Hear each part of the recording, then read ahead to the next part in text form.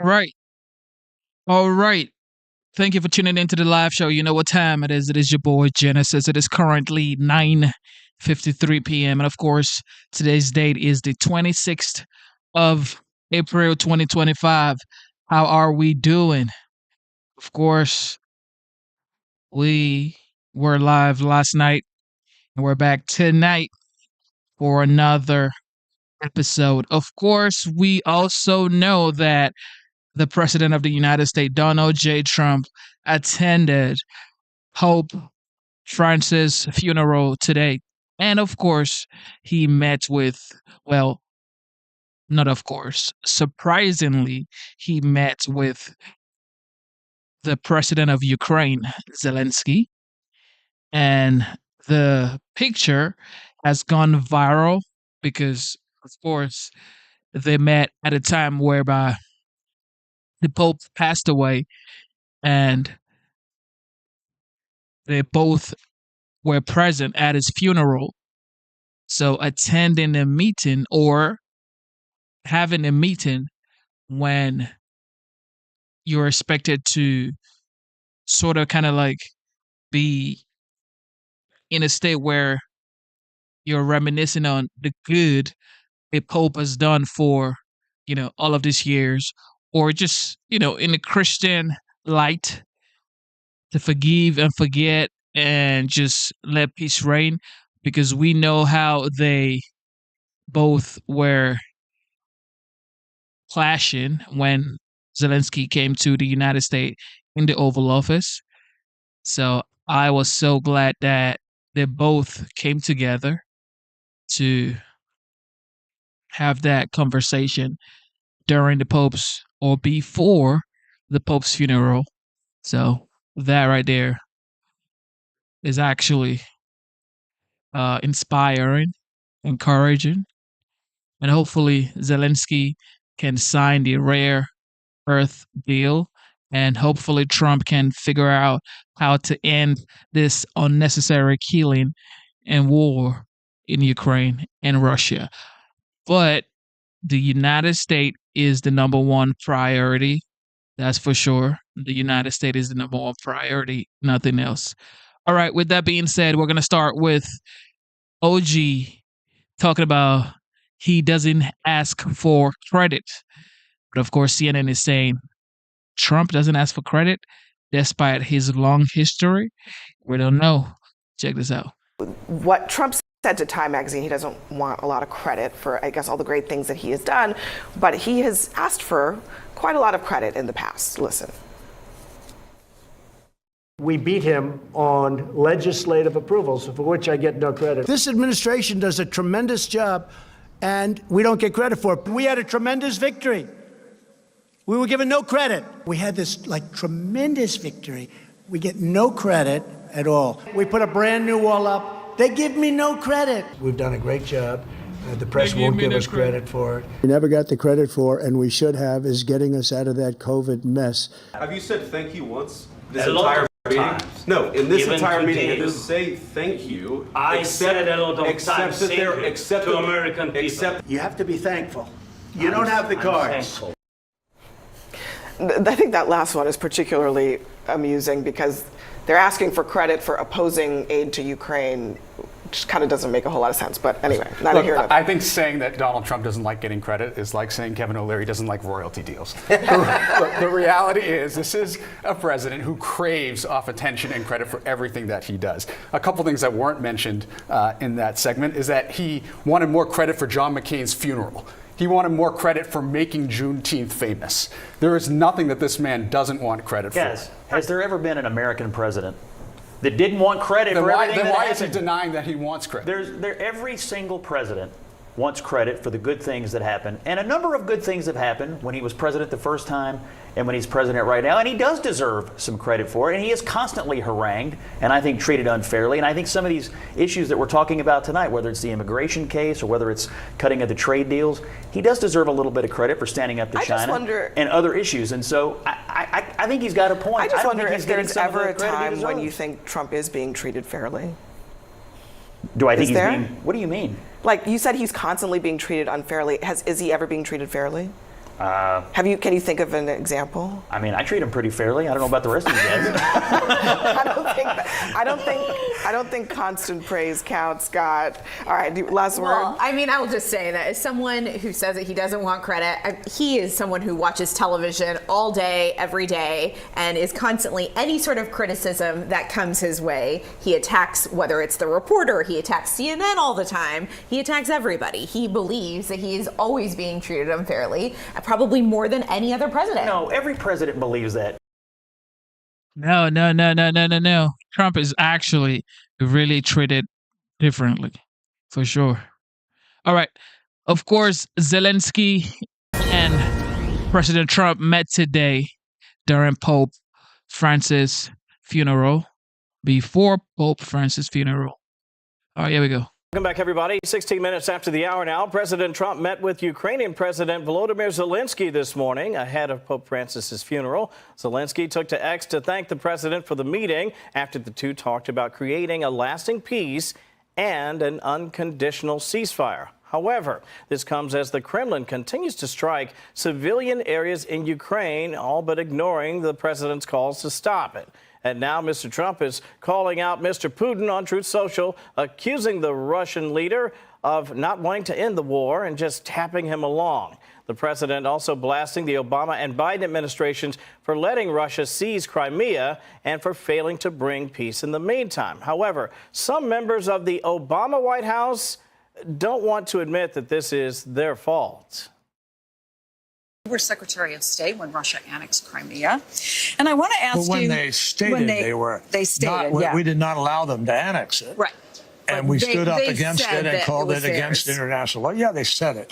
But that can I doesn't, ask you under about... international law, that does not make it theirs.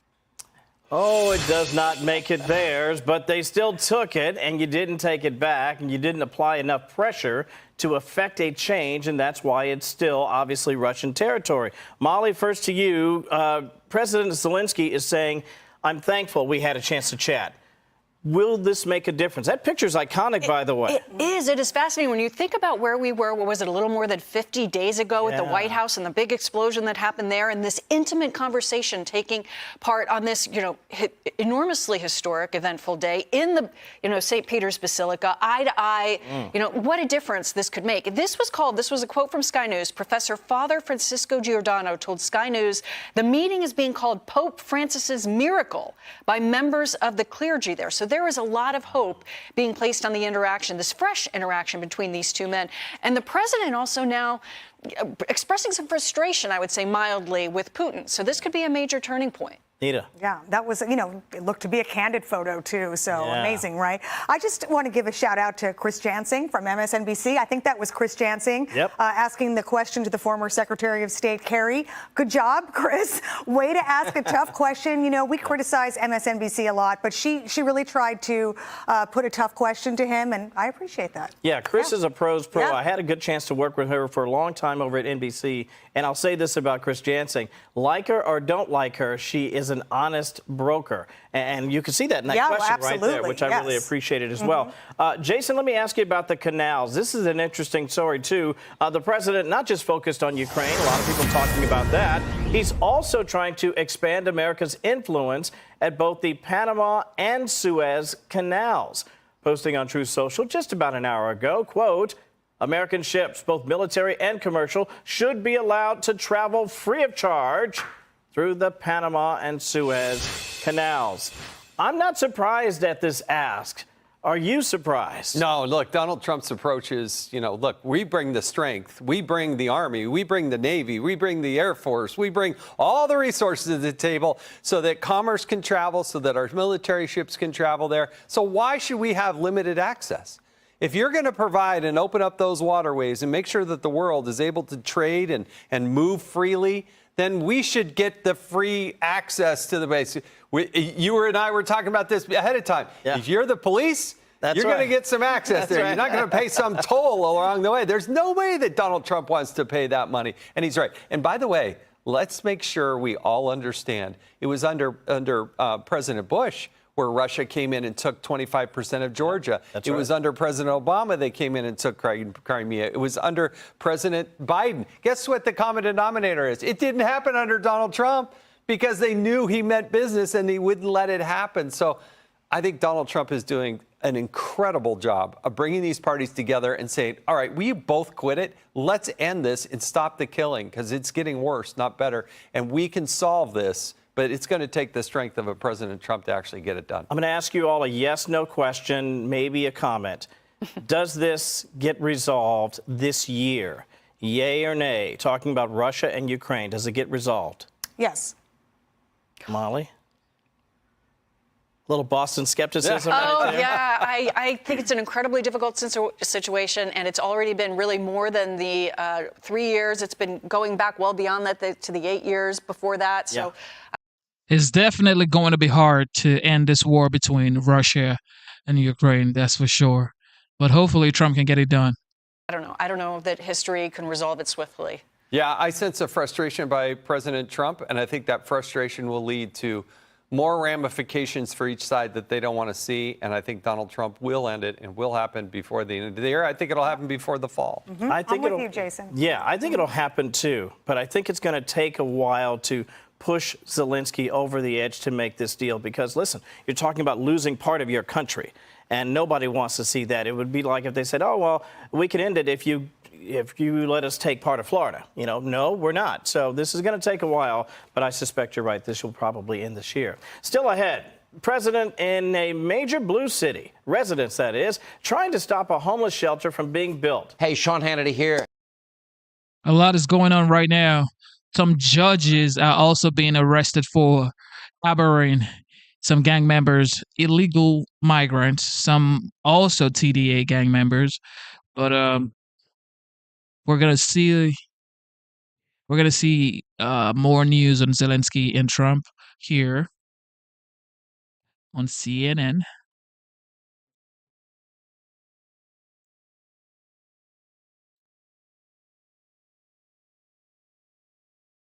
Trump and Ukrainian President Zelensky had a meeting before the funeral began this morning. We have some brand new photos from that encounter that are showing them to you on the left-hand side of your screen. They are really startling images. The White House describes the meeting as, quote, a very productive discussion. We don't know many details about actually what the tone and tenor of it was. Another photo shows Trump and Zelensky speaking with France's President Emmanuel Macron, as well as the British Prime Minister Keir Starmer. Zelensky had previously expressed he would be willing to meet with President Trump when both leaders would be in Italy. However, President Trump would not share with reporters if he planned to do so. This morning's meeting is the first time the two leaders have come face-to-face since that February Oval Office meeting where Trump berated Zelensky for not demonstrating enough gratitude for American support in their Ukraine war. But, Clarissa, I mean, these images are extraordinary.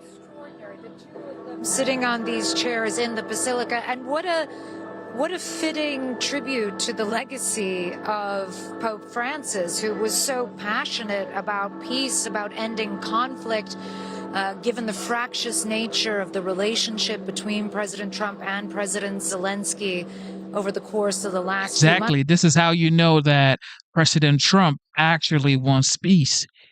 He's here for the funeral of Pope Francis, but he takes out the time to sit down with Zelensky and have a peace talk. And he's already blasting Vladimir Putin, saying, you really want to continue the war. We're not going to have this, okay? There should be no reason why you're bombing civilians and innocent individuals in Ukraine, okay? So you can tell Trump actually wants this war to end, and he's doing everything he can, even at a funeral, to meet up with Zelensky and have these peace talks. I'm actually proud of Trump because, Trump is someone who really doesn't forget stuff and is really hard to forgive. But him meeting with Zelensky here shows how deeply he cares for our ally, which is Ukraine, and also the fact that he's meeting Zelensky during this time of the passing of Pope Francis. That speaks volume, and it just means this man has common sense. Okay? to see them sitting there together. Kevin Liptak, to you. We knew that there was this opportunity for conversations on the sidelines between President Trump and President Zelensky. What do we know about this meeting?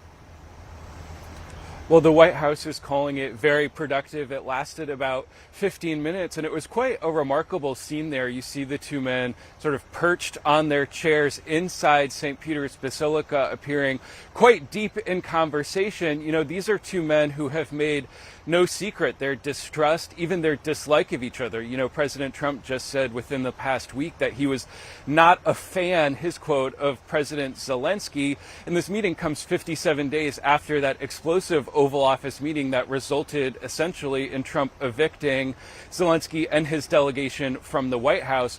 This meeting did not appear quite as contentious, but it certainly did come at quite a critical moment as President Trump grows more and more frustrated that he is unable to bring the conflict between Russia and Ukraine to an end. The United States has proposed a peace plan that would essentially give Russia some of the territory that it has gained during this war, and also include American recognition of the Crimean Peninsula, which Russia illegally annexed in 2014. Zelensky has said that that's not something he can sign off on, and that is part of what has led to this great amount of contention between the two men. And so certainly, as they sat there inside St. Peter's Basilica, this is something that they will have wanted to discuss. Now, both sides are sort of keeping the precise details of this meeting under wraps, but we did hear from Zelensky as he was departing. Listen to how he framed this meeting. Mr. President, how did the meeting with Trump go? I think really we had a productive meeting. I don't want to go to a lot of details, if it's possible, because the questions, very sensitive questions, on, of course, totally it's about how to bring peace closer and how was resultative, positive Paris and London, and we want to continue such meetings to bring peace to Ukraine. Now, Trump is now flying back from Rome here to New Jersey, where I am. As he's flying back, he did post something very interesting on Truth Social when it comes to the Russia conflict. He says that there was no reason for Putin to be shooting missiles into civilian areas, cities, and towns over the last few days. And you'll remember Russia bombarded Kyiv just last week, its worst attack in 9 months. Trump says it makes me think that maybe he doesn't want to stop the war. He's just tapping me along and has to be dealt with differently through banking or secondary sanctions. So quite a shift in tone from the president there. You know, I asked him on Thursday whether he still believed that Putin wanted peace. He said that he believed both sides were interested in peace here, but now the president, after his meeting with Zelensky, taking a somewhat different view, Victor. Keir Starmer, who we saw there, the Prime Minister of the UK, has long been saying that Putin has been dragging this out. Kevin Liptak for us there, traveling with the president. Thank you. With me now from Rome to discuss today's gathering, CNN political and national security analyst David Sanger. David, hello to you. And I want to start here with this conversation between the two men, because, of course, President Trump went as one of the duties of the office of president, but the opportunity for progress on not just the talks with Russia and Ukraine, but also probably tariffs and other leaders as well. What do you make of the decision and this remarkable photo that I'm sure we're going to be looking at for years of the two sitting down in the Basilica and taking these few minutes to talk? Well, it was remarkable. First, for the place. I mean, St. Paul's Basilica is not usually the place for diplomatic negotiations, though perhaps this Pope, given his interest in the Ukraine war, would have applauded that. The second thing that was remarkable about it is the intensity of their conversation, especially given, as you said before, Victor, what a disaster the last one was, which basically ended with Mr. Zelensky being escorted from the White House without the lunch they were going to do, without signing the minerals and investment agreement that they were going to sign that day. And the relationship since has improved slightly, but not much. What was at issue here, we believe, although we haven't gotten many readouts on the discussion, a little more from Mr. Zelensky than we've gotten from the White House, is that there are two competing proposals now about how to approach the end of the war. One by the United States, which was pretty generous to the Russians, would acknowledge the land they've taken and so forth, and would have the U.S. recognizing Crimea as part of Ukraine, and one by the Ukrainians that would be quite different and would include Russian reparations to Ukraine. I wonder what you make of the applause that we heard there at St. Peter's Square when the crowd assembled saw President Zelensky there. And I was watching that live as it happened. We didn't hear the applause for other world leaders. We didn't hear it for President Trump. But, of course, they are in Europe. But hearing that applause for Zelensky. Yeah, it's a reminder that this is the kind of applause Zelensky used to get in Washington. Remember when he came for the first time, addressed a joint session of Congress, the Republicans and the Democrats applauded him and talked about him as sort of a Churchill in a T-shirt. He still has that image here. And even though Prime Minister Meloni of Italy is in agreement on many issues with President Trump, she is a big supporter of Ukraine and providing continued aid to them. So it just underscored the difference between the Trump administration and the Europeans about how to go forward with this, with the Europeans saying basically Russia should not be rewarded for invading another country, and President Trump approaching it as if it's a question of real estate division here now. And in fact, not even acknowledging that Russia was responsible for the invasion itself. Yeah, and his patience, at least, seems to be running low. David, That's one right. more here on the Pope himself. There are few events like a papal funeral that bring together monarchs and heads of state and, the leaders, the political leaders that we've seen. He is not just a religious figure, but also in many ways a political figure. What's the influence of a pope, especially this one? Well, popes have always been political figures, back many a century, and we forget that. But he was not only a unifying one, but a pope, but had a deep sense of values about how one treats the poor, how one treats the homeless.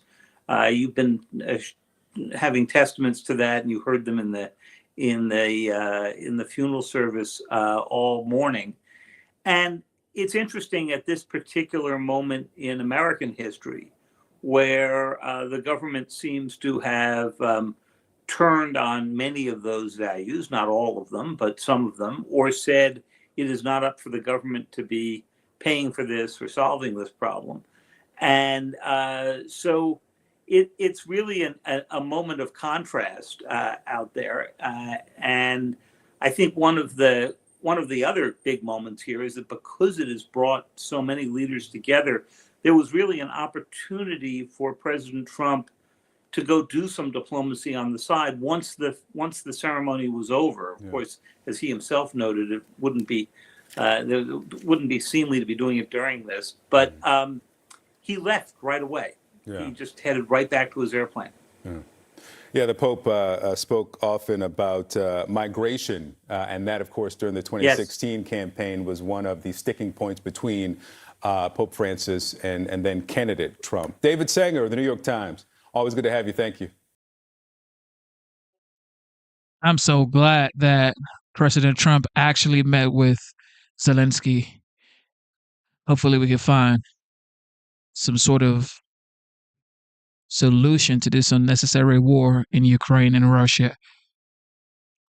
For more on the peace talks, here with me is Hudson Institute Senior Fellow Rebecca Heinrichs and former Obama campaign foreign policy advisor and former State Department official David Tafuri. Well, Rebecca, that was a major tweet from the president right there. This is really the most we've seen him call out Russian President Vladimir Putin and threaten him with sanction actions thus far, right? That's right. But you remember, he never took any of this off the table. So for those who got really pessimistic, it looked like, the president was going to be really, really tough on the Ukrainians to pressure them to want peace. Look, the Ukrainians, it worked. The Ukrainians, they want a ceasefire, an unconditional ceasefire. Zelensky has relented on that really since March. It has been the Russians that continue to attack civilians, and they do it. The timing is terrible. They do it every time Special Envoy Roy Witkoff announces that they've made progress. And so I think President Trump is now moving into the next phase, which is now to pressure the Russians. Secondary sanctions would crush the war machine because it would cut off that energy, really being, through India and through China, continues to do business with Russia. So you cut that off, you really dry up the Russian war machine. Hey, David, this morning, the meeting with President Trump, President Zelensky at the Vatican. They said that it was a productive meeting, though I think almost every meeting in the readout is a productive meeting. But it actually does seem like they may have had a pretty good meeting this morning. I think so. First of all, it's a stunning image to see the president and President Zelensky talking one-on-one, just sitting on two chairs, nobody else around them, in this historic place, St. Peter's Basilica. And it's a juxtaposition to that Oval Office meeting that went so badly. And also, they were talking without cameras recording what they were saying, which is also very different from the Oval Office meeting. And that's how negotiations like this should take place. They should take place privately because they're very sensitive. If you look at the post that came from President Zelensky, and you just showed it, and from President Trump, it seems like it was a good meeting. And I applaud President Trump for now turning around and saying, look, it looks like Putin is the one who is the recalcitrant party. And then he went to the most important subject in many ways, which is, what am I going to do to get Putin to make concessions? And he talked about sanctions, and importantly, secondary sanctions, because Russia is getting most of its revenues from oil, and it's able to sell oil to India and China. But if there were secondary sanctions on the companies that enable that to happen, that would really harm Russia's economy. Now, you know, Rebecca, you've had so many congressional Republicans step back, not comment too much on what's going on with the negotiations, but you're now starting to see a lot of Republicans come out and say, look, Russia is the aggressor here. This is from Senator Chuck Grassley, who said, I've seen enough killing of innocent Ukrainian women and children. President Trump, please put the toughest of sanctions on Putin. You ought to see from clear evidence that he is playing America as a patsy. Do you think that this is now the vanguard of maybe more Republicans coming out for more sanctions against Russia? Well, look, remember, Republicans and Democrats, they're all back for recess. They're going back, they're listening to their constituents. And the Trump base, the Republican base, has an opinion about this. Yes, they want President Trump to end the war, but not peace at any cost. They want the war to end on terms that are good for the victim, the defender, which is Ukraine. And so I think, yeah, you're going to see Senator Grassley, you're going to see Senator Wicker, other leaders in the Republican Party come out and say, okay, this is enough. We've given the president lots of space to put pressure on Ukraine. You got to crank up the pressure now on Russia. Russia's the aggressor. We want peace, but we want peace on terms that are lasting peace, good for the American people, good for NATO, and good for Ukraine. David, over the last couple of days, we've gotten a little more nuggets from the president and the White House about what exactly the president's red lines are. And he was asked, what is Russia giving up here? And he responded that Russia's not going to take the whole country. That's the Russian concession here. Should the U.S. even believe that? Well, I don't believe, and the U.S. should not believe, that that's what Russia wants. Russia wants to control Ukraine. Maybe not necessarily occupy the whole country, but it wants a pro-Putin president in Kiev. And that's why they invaded in February 2022. They're not going to accomplish that. But I don't think it's enough to say giving up on that goal is enough of a concession. Putin needs to give more. He's going to have to give back some of the territory in the 4 provinces that he says he has annexed with sham referendums that weren't appropriate, weren't free and fair. And he's also going to have to make some concessions about perhaps the presence of European troops in Ukraine to monitor the ceasefire and ensure that it is observed by Russia, and if it is not, there are consequences. He may also have to make some concessions on European allies giving security guarantees to Ukraine, because Ukraine needs that also to be secure that if Russia violates the ceasefire, that there will be consequences for Putin. Yeah, it's not exactly like this war has gone swimmingly for the Russians. Let's turn to some other negotiations. The Iran talks today. There was another round in Oman. Apparently, there's going to be, according to senior U.S. officials, another round soon in Europe. Do you think that there can be any agreement there, Rebecca, or do you think that the Iranians are just playing for time here? Well, they're playing for time right now, and you can see that because some of the Iranian officials continue to post on Truth or post on Twitter different things that are aggressive, threatening the United States, threatening Israel. So they've not indicated that they're actually willing to come up with a solution that's good for the United States. President Trump has been very clear that he wants total dismantlement of the nuclear program. And he's just appointed now Michael Anton, who's going to be the technical expert, negotiating, and he hasn't even gotten in there yet to begin. So we are not, I mean, I wouldn't even say we're in early stages. We're pre-early stages of anything serious. But in order for this to work, the Iranians have to understand that the United States has a credible military threat. That's why you have those B-2 bombers and Diego Garcia. And the Israelis are, of course, a big player in this. They're going to have a say in how this goes. But Iran's going to have to be compelled to negotiate to get rid of their nuclear program. You know, you had Senator Fetterman say that the president should just waste that expletive when it comes to these facilities. David, you know from the Obama administration and then even the Biden administration, these talks, they go on forever. And you don't end up necessarily with the best deal in the world. You don't necessarily dismantle all of Iran's nuclear capabilities. Is this a fool's errand, or is there a way to avoid attacks here? Well, first of all, I agree that there's bipartisan support in Congress for talks like this. And I also agree with what Rebecca said about President Trump, which he's insisting on complete dismantlement of Iran's nuclear program. And that is the goal, and that's what we should be trying to achieve. I do think it's possible that there could be an agreement. But what I think is going to be very difficult is to get a better agreement than the JCPOA, which is the deal that President Obama got during his presidency, which President Trump kept criticizing. I'm not sure Iran is going to give up any more than they gave up back then. Well, they're talking. We'll see if anything comes out of it. David Tafuri, Rebecca Heinrich, thanks so much for joining us. Thank you. Really appreciate it. What do you guys think? I think for a fact that Putin will want to, fight hard and say he's not going to give up any territory that he's taken. But he can't do that because at this point, he's just killing innocent individuals.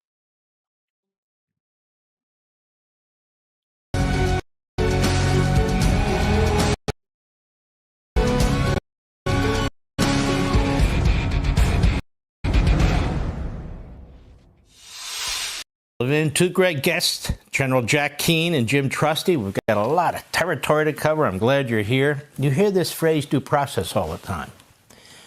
It's in the Fifth Amendment. It's in the 14th Amendment. It's in the 14th Amendment to apply the Fifth Amendment to the states. Due process. We all believe in due process, don't we? What does that mean? Where does it come from? When did it start? You've got a lot of talking heads, some of whom are lawyers, most of whom are not, who keep telling you that illegal aliens, particularly criminals, particularly MS-13 wife-beater types, have a right to due process. It's amazing. One judge says so. Another judge says that 530,000 illegal aliens who were illegally brought here in violation of our parole rules by Joe Biden with an executive order, each and every one of them has a right to due process. Where does that come from? What happens if somebody steps over our border or puts their toe in our water? Do they have a right to due process too? Gets a little more complicated, doesn't it? But notice all the commentators and all the experts don't explain it. Where does due process begin? Where does it end? How does it apply? You know why they don't explain it? Because they don't know. And you know why they don't know? Because the Supreme Court is all over the map. And you know why the Supreme Court's all over the map? Because the truth is, it is setting policy. No, Mark, you don't understand. It's interpreting the Constitution. I understand the Constitution. I understand the men who wrote it, and I understand the men who ratified it. The Bill of Rights came after. It came in the first Congress. It was adopted by supermajorities in both houses, 12 of them, sent to the states, ratified by a super-duper majority of 3/4 of the state legislatures, and they reduced it to 10. That's our Bill of Rights. But where does the Constitution state, or the Bill of Rights for that matter, that the Supreme Court decides what's due process? Well, Mark, somebody has to decide. Do you know what your framers of the Constitution said? You know what the ratifiers at the state convention said? They said, stay in your lane. It's a phrase I use all the time. So the executive will decide due process when it comes to executive decision makings. Congress can pass laws related to due process, but the court doesn't get to make policy when it comes to due process. But Marbury versus Madison, 1803. I didn't ask you about Marbury versus Madison or any Supreme Court ruling where the court has seized policymaking power for itself. The original Constitution, the original constitutional debates, the original state debates, what did they decide? They decided that the executive branch would run the executive branch. They decided that the Supreme Court and what other courts Congress create runs the courts, and Congress runs the Congress. The Supreme Court doesn't just have power to make decisions all the time, all over the map, anytime it wants. And so this is why we have a problem right now. Who's going to decide what due process means? Facts. The court? Is the court now a political Politburo? Now let's look at some of the things the U.S. Supreme Court have done on this issue of aliens and due process. First, we look at the Constitution. We look at the Fifth Amendment.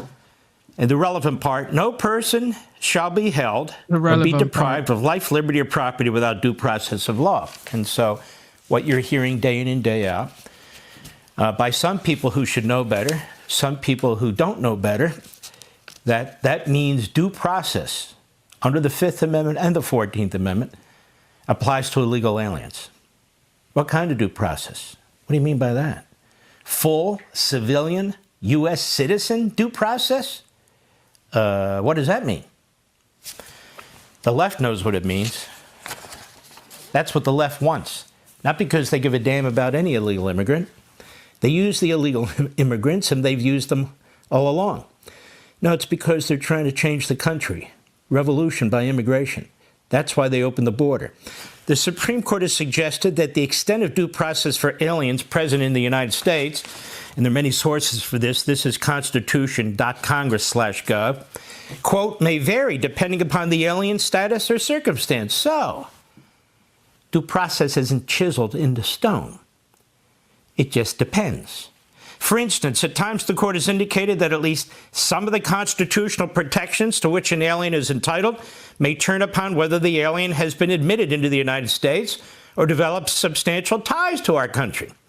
Thus, there's some uncertainty regarding the extent to which due process considerations constrain Congress's exercise of its immigration power with respect to aliens within the United States. Uh-oh.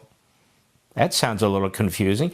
Well, we have a case, 2001 Supreme Court, Zagvias versus David. The court construed a statute authorizing detention of aliens with final orders of removal as having implicit temporal limitations.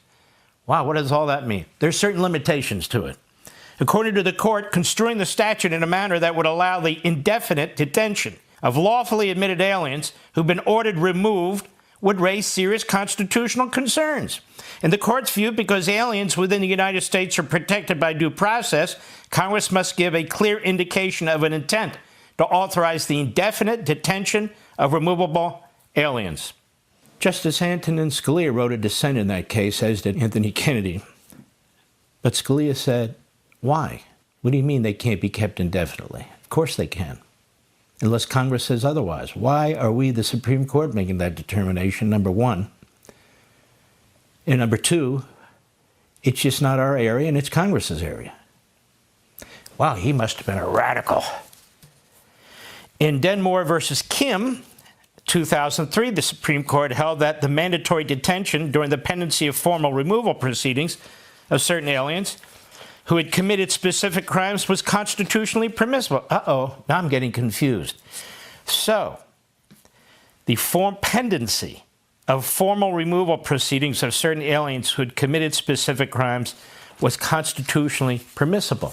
So what's the deadline on that? Can they be kept indefinitely? Apparently so. Wow. Excuse me, it's confusing.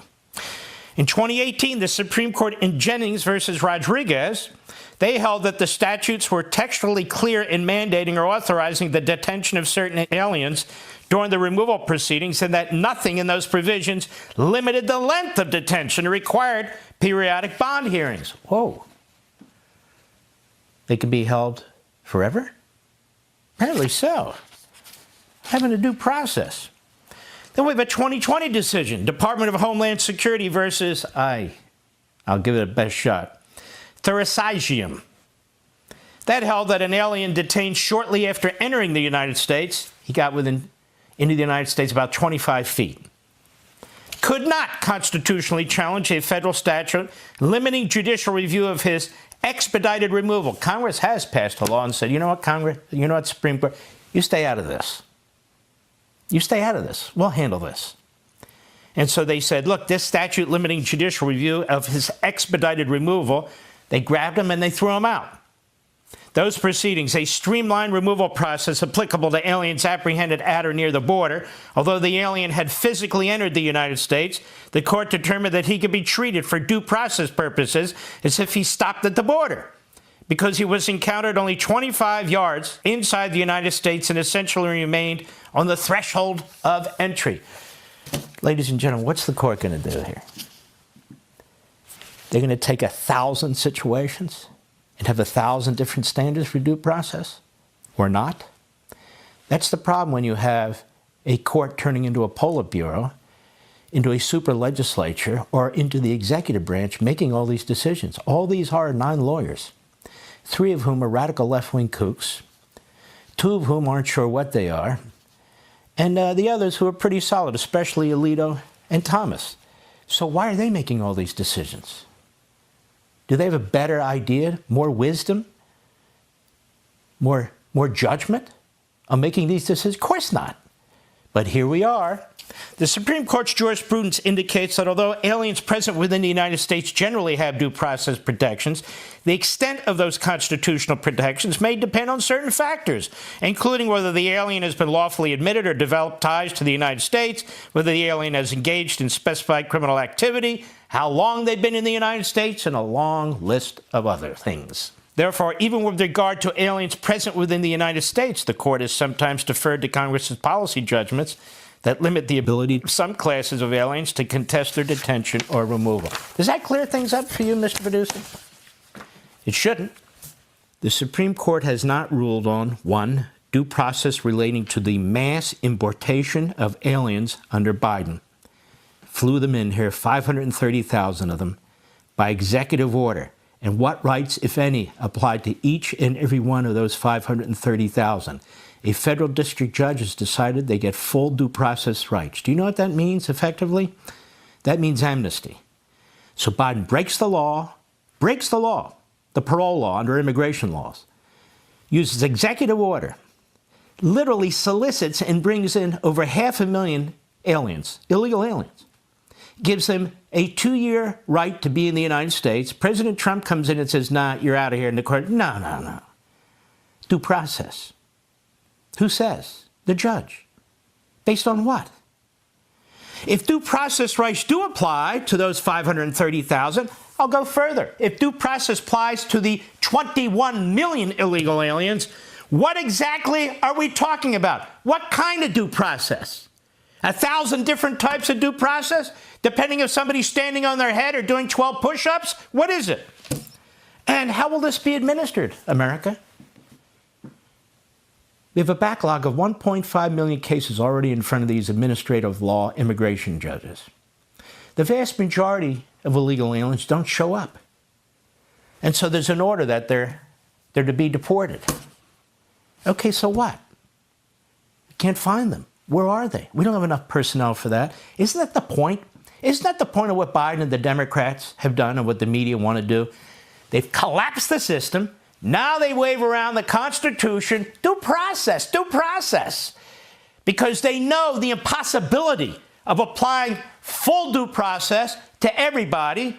Well, what about partial due process? Well, partial due process, is that due process? What about those who lie in their applications to get into the United States? Like on student visas. What about them? Oh, no, they have free speech rights. They're like Rosa Parks, just because they want the annihilation of the Jews, just because they support violent, riotous activity on campuses, just because they are a front for Hamas and other terrorist groups, doesn't mean they don't have a right to free speech, What about those people who come here who are violent? International gang members. Like the ones that were sent back or sent to El Salvador. What are their due process rights? The ACLU or some group wanted to treat them as a class action, And they need to be given notice. You see, this is what happens when eggheads in robes take over. You're going to give hundreds of international terrorist gangbangers from Venezuela sent here by that government notice? Oh, yes, yes. And when you give them notice, what will they do? Goodbye. They'll disappear into the population. This is anarchy that they're proposing. This isn't about due process. It's not about due process at all. What about those who are advocates of terrorism, as I said? Well, we already know what the Democrats think, don't they? They visit them and they want to make sure they're taken care of. They live in these hellish conditions, you know. That's what the squad is telling us, and so forth and so on. The Democrat Party, as I wrote in my book, hates this country. This is revolution by immigration. That's what it is. Tens of millions of people coming into this country who cannot possibly assimilate it into the country. And they don't want them assimilated into the country. You go through our public schools today, they don't teach Americanism, the Pledge of Allegiance, the grand founding fathers, and all the rest of it. You have to assimilate people into your culture, into your society. There's none of that going on. So the problem we now have is a president can change the entire nature of our citizenship, our civil society, our culture, as Biden did, by lawlessly defying immigration laws to the tune of tens of millions of illegal aliens entering the country in such numbers they cannot assimilate into the country, and the people who want the open borders don't even want them to assimilate into our country. As I said, it's revolution by immigration. And this includes thousands of aliens who seek the destruction, overthrow, and disruption of our country. You see it on our college campuses. They're sent here by their governments, or they come here and they participate. It includes criminals. It includes gang members. It includes spies. They're all supposed to get full due process. That's what the left is arguing. That's what these trial judges are arguing. That's what the media are arguing. The Supreme Court's still trying to figure out what to do as our policy Politburo, rather than put the hammer down on these judges. The Supreme Court has a mixed record right now of participating in this and not participating in this. It's almost like Sybil with 23 personalities, even though there's only 9 justices. So we have de facto massive amnesty. That's what's being attempted here. We're going to have birthright citizenship for those who are born here from the millions of people who are illegal aliens who were brought here. I have little confidence in this court to do the right thing on birthright citizenship.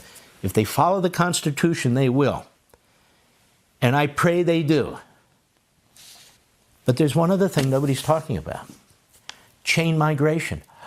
Uh-oh is right. Tens of millions of illegal aliens. They have children. Ooh, you're a citizen.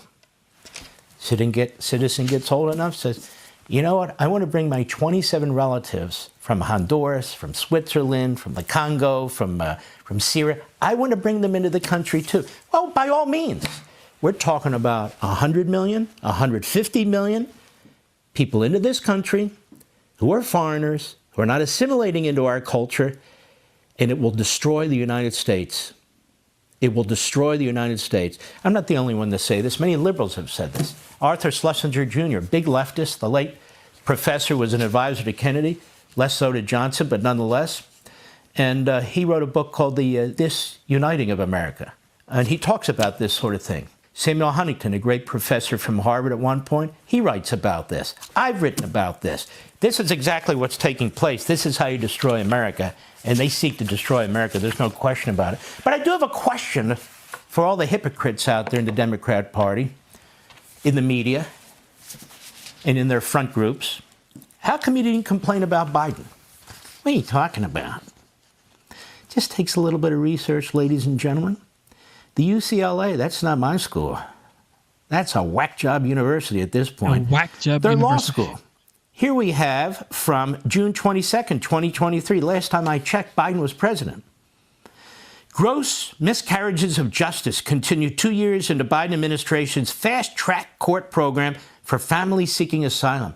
Oh, do tell. 2 years ago, the Biden administration launched the dedicated docket, and what happened? What happened was, ladies and gentlemen, 70% of those on the docket in Los Angeles didn't have attorneys, but they had due process. The court says they don't have to have attorneys. 72.4% of the deportation orders were issued in absentia, meaning the immigrant families never had their day in court. Almost 50% of absentia deportation orders were against children, 2/3 of whom were age 6 and under. Gee willikers, I don't remember hearing anything about due process, do you? No. I don't remember hearing a damn thing about it. The Biden administration says UCLA Law School has continued to double down on prioritizing expediency over fairness, fast-tracking families through removable proceedings without legal representation. They said he violated due process. So furious was the UCLA Law School, they issued another report, and this one was in December 2023. A damning new report released today by the Center for Immigration Law and Policy, UCLA Law, finds the Biden administration has failed children in immigration court under its watch. Despite taking important steps in early days, the report details how the administration's policies have led to grave injustices of children facing immigration court proceedings in the United States and resulted in tens of thousands of children ordered deported, most without legal representation. They said no due process. Where was the ACLU? Where was Norm Eisen? Where was Mark Elias? Where were all these frauds and phonies and fakes? Where were all these fantastic radical left-wing Democrat judges?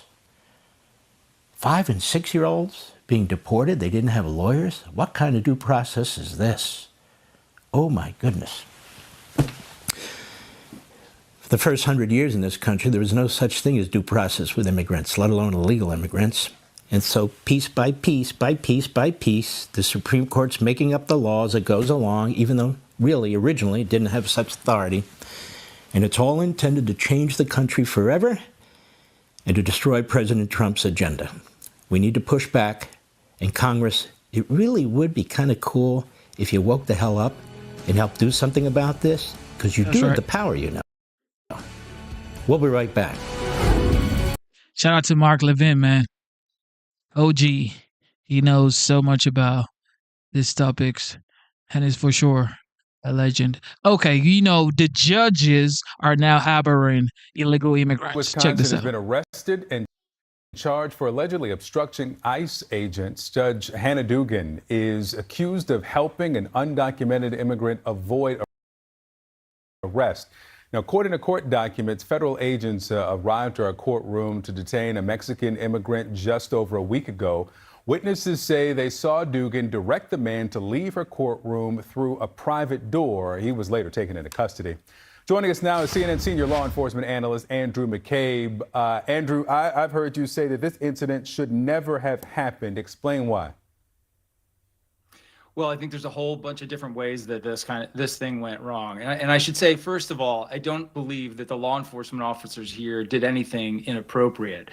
It is maybe shocking for some people to realize, but people do get arrested at the courthouse periodically. It doesn't happen every day, but it is a place that you can know someone where you know someone's going to be there at a particular time.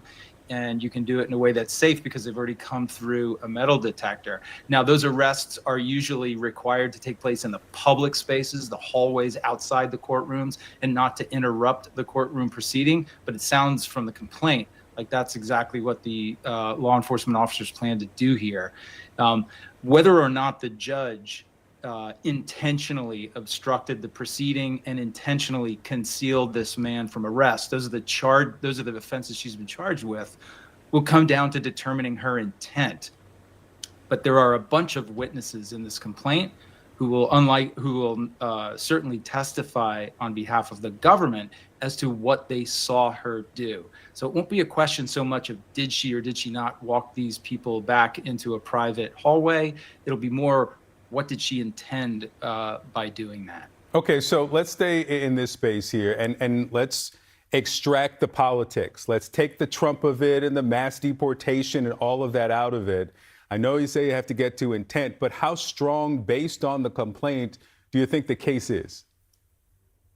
I think it's fairly strong, Victor. As I said, there's a number of witnesses here who perceive these events in real time. They've reported what they saw to the agent who's put that into the complaint. There's a bunch of law enforcement officers who were there who listened to the things she said, who will testify about how she reacted negatively to the discovery that there was law enforcement outside of her courtroom.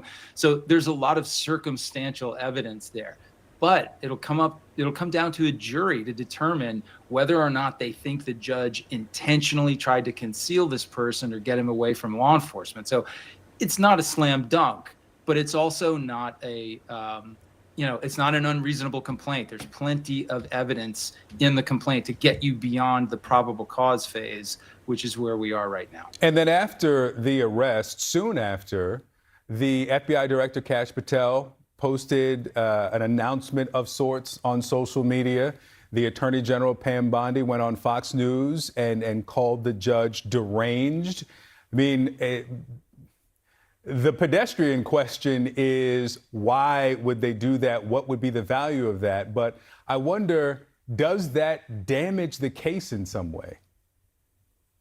It should. I mean, I think when you start looking at how the judge was treated after the events that led to the charge. So where and when and how she was arrested, and the fact that she was arrested at the courthouse rather than her own residence, the fact that she was placed in a jail cell for hours before her arraignment was called in the court later in the afternoon. These things are unprecedented.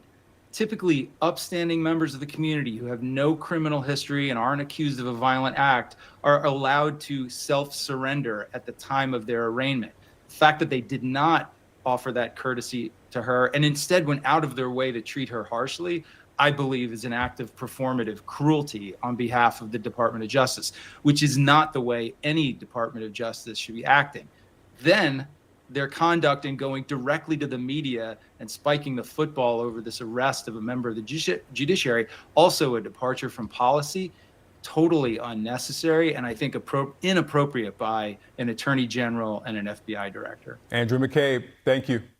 For more legal perspective, I want to bring in now former Miami-Dade County Court Judge Jeff Schwartz. Great to see you. So Attorney General Pam Bondi says no one is above the law and accuses the Milwaukee County Circuit Court Judge Hannah Dugan of helping an undocumented immigrant evade arrest. So in your view, is this arrest tantamount to the allegation? I think there's a probable cause finding that is going to have to be made. I think that what happened here is that the DOJ knew they could not go to a grand jury and obtain an indictment during the 1 week period that I think that they procrastinated over this. They decided to go with a warrant. I think the worst part about this is that they arrested her at the courthouse. They perp walked her through the courthouse. This was meant as an intimidation technique and to embarrass her. Okay, instead of going to her home that morning and arresting her at her home. Now, is there probable cause here to have arrested her in the first place?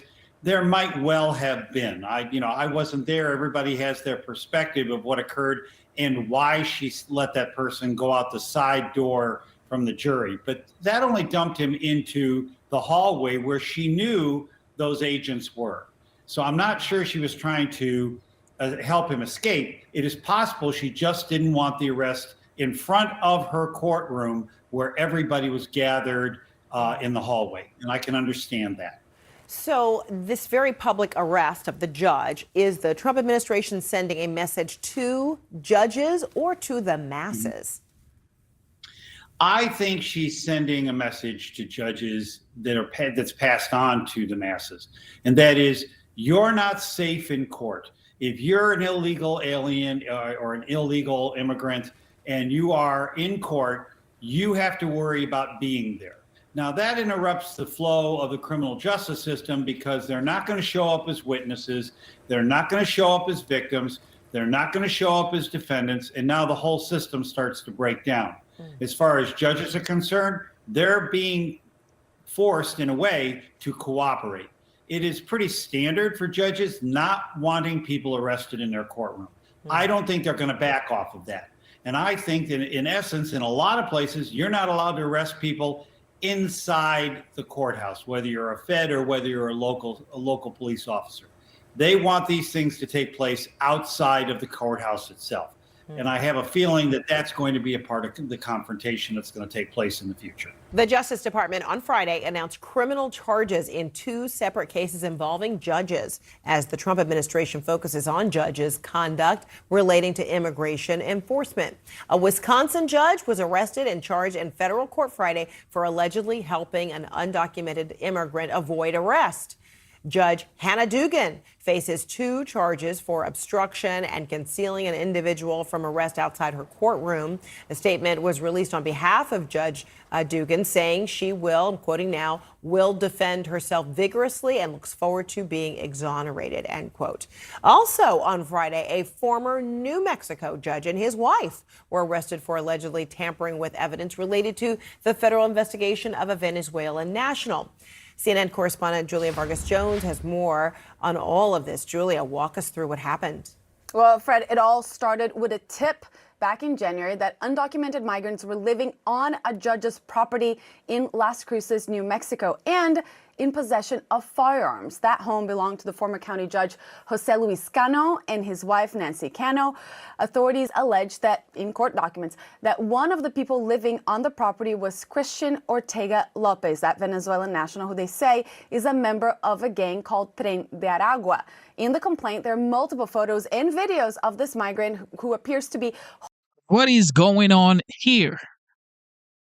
A former judge accused of tampering with evidence and harboring, allegedly, Tren de Aragua gang member. This right here is bad. Holding in a shooting range, holding handguns or assault-style rifles. In different of those images you see there, investigators say that in those photos, that's how they identified tattoos, clothing, and other hand gestures that they say are commonly associated with Tren de Aragua, saying that that provided strong evidence of his potential connection to the gang. Judge Cano denies ever knowing of the possible gang affiliation, writing in a letter to the court, "Let me be as crystal clear as possible. The very first time I ever heard that the men could possibly have any association with Tren de Aragua was when I was informed of that by the agents on the day of the raid." But federal authorities also claim that the judge admitted to smashing a cell phone with a hammer because it could have had photos of Ortega Lopez holding firearms, and that his wife, Nancy, consulted with the alleged gang member over how to delete Facebook posts. Judge Cano is now charged with tampering with evidence, while his wife is charged with conspiracy to tamper with evidence. We've reached out to their attorney for comment. Charged with conspiracy. Are accused of tampering with evidence linked to arrest of undocumented migrants suspected of being a member of the Venezuelan gang Tren de Aragua. Yeah. This right here is bad. We get it, liberals and the left, they're like, they don't want borders. Some of them do want, but most of them, like, especially the leaders, they're like, yeah, we don't want borders.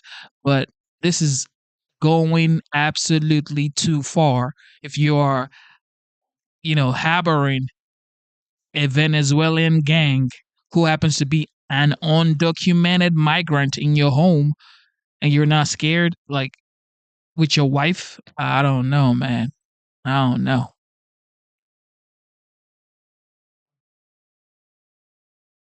Let's bring in Wisconsin Congressman Brian Stile. Parts of his district are just south of Milwaukee, where Judge Dugan presides. So she is under arrest, charged with, obstructing federal agents, among other things. What do you think was going through her mind here, Congressman? Obstruction of federal agents is a crime, and it doesn't matter if you're the defendant, a witness, or a sitting judge. When you read the criminal complaint, it reads like a textbook case of obstruction, that she allowed this defendant to go through non-public areas of the courthouse to get into the streets. And the reason this is so important is because it puts the lives of the men and women of law enforcement who are there to effectuate the arrest at risk. The reason the arrest was being made at the county courthouse, most likely, is because it would be known that the defendant would be unarmed, having already gone through security. Allowing the defendant to get loose onto the street, allowing a foot chase to take place, puts the lives of officers at risk. And this criminal complaint makes it very clear. A large number of witnesses. It reads like a case of obstruction. She deserves her day in court to explain her side of the story, but she does not deserve special treatment. Supporters are saying, that this is a sort of a revenge case by the Trump administration. How would you answer that? I would recommend anyone read the criminal complaint. It's actually very short. It's about 13 pages, and it reads like a textbook case of obstruction. And what we can't have is individuals obstructing the work of ICE. This follows just days after our Democratic governor in the state of Wisconsin, Governor Tony Evers, instructing state employees to not assist ICE.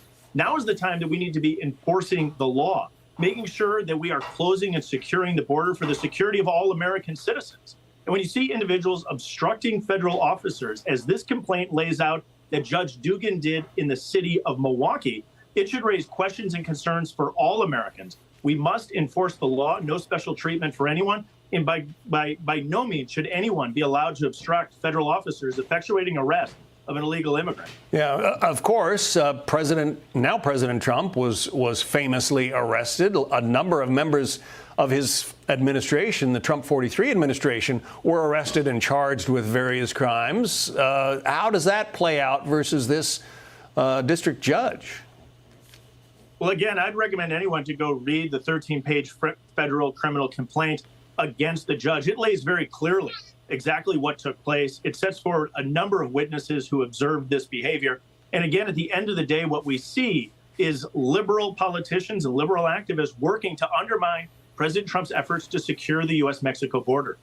President Trump came in on an agenda that we're going to secure the border. We have seen dramatic progress starting day one of the President Trump's administration.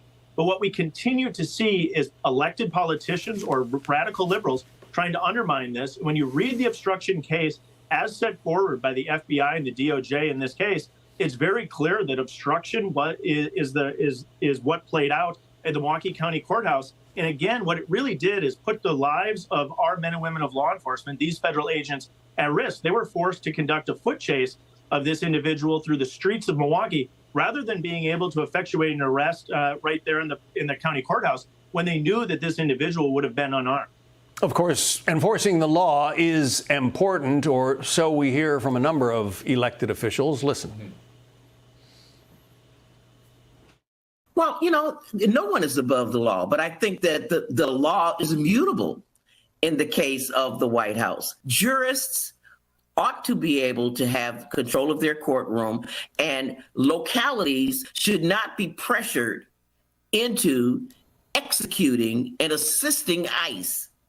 Yeah, but if I think that's the bigger question.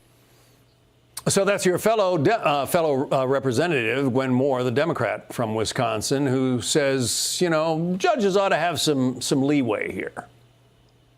Well, Democratic Governor Tony Evers of the state of Wisconsin encouraged all state employees to not assist ICE. But this case goes a step further. This is a case of obstructing federal agents who are there to effectuate an arrest of an illegal immigrant with a duly authorized warrant.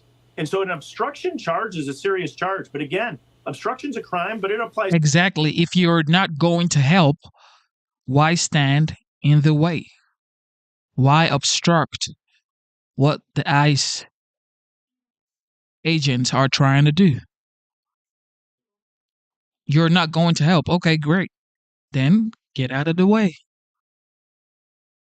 Equally, whether or not that's the defendant, a witness, or the judge herself. And so this is about applying the law equally and making sure that we're enforcing the laws of the United States. I think some people went fast and loose with the rules. Following 4 years of disastrous border policies in the Biden administration, people thought that we should just simply look the other way when illegal aliens commit crimes in the United States of America. President Trump has come to office, and thank goodness, because he's turning the tide and saying we're not going to look the other way anymore. When an individual is in this country illegally, especially one that commits a serious crime, there's going to be consequences for that. And illegal immigrants who commit federal crimes or commit crimes in the United States, who have deportation orders, are going to be removed. And obstructing a federal officer in this case is a serious offense.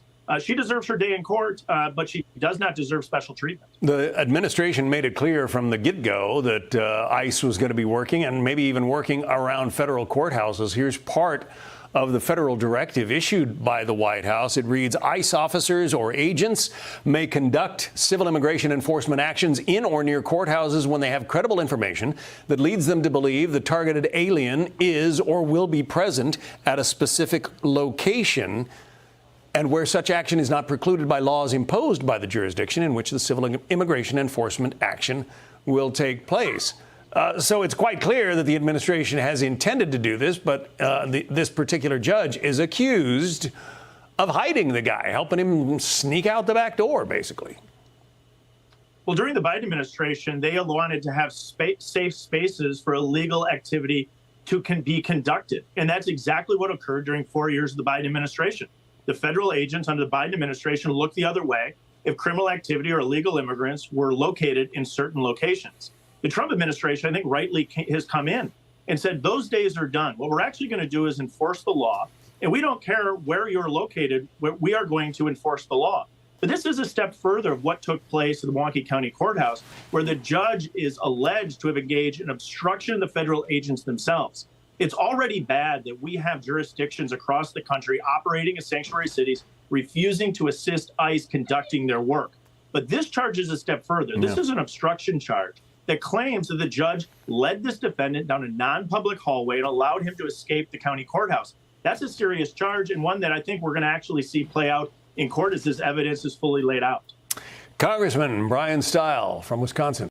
How can you, if what he's saying is facts, how can a judge allow or lead an escape of an illegal immigrant out of our courtroom? How? Is that even acceptable? Is that even legal? How can you lead an illegal immigrant, hide the person, and figure out how they're going to escape your courtroom away from ICE? If that is what this man is talking about, then she definitely has a lot to answer for. All right, here we go. Pope Francis funeral. Morning here at St. Peter's Square behind me.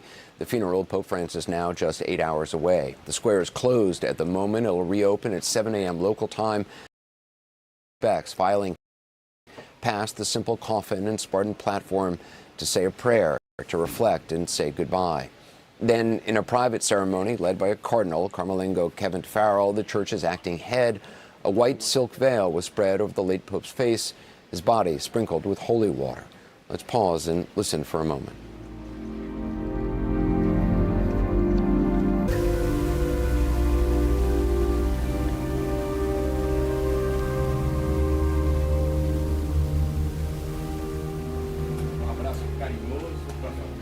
Finally, in a gesture officially ending this 3-day lying in state period, the coffin was closed and sealed, and then the basilica was filled with the sound of a hymn to Mary, the Mother of Christ.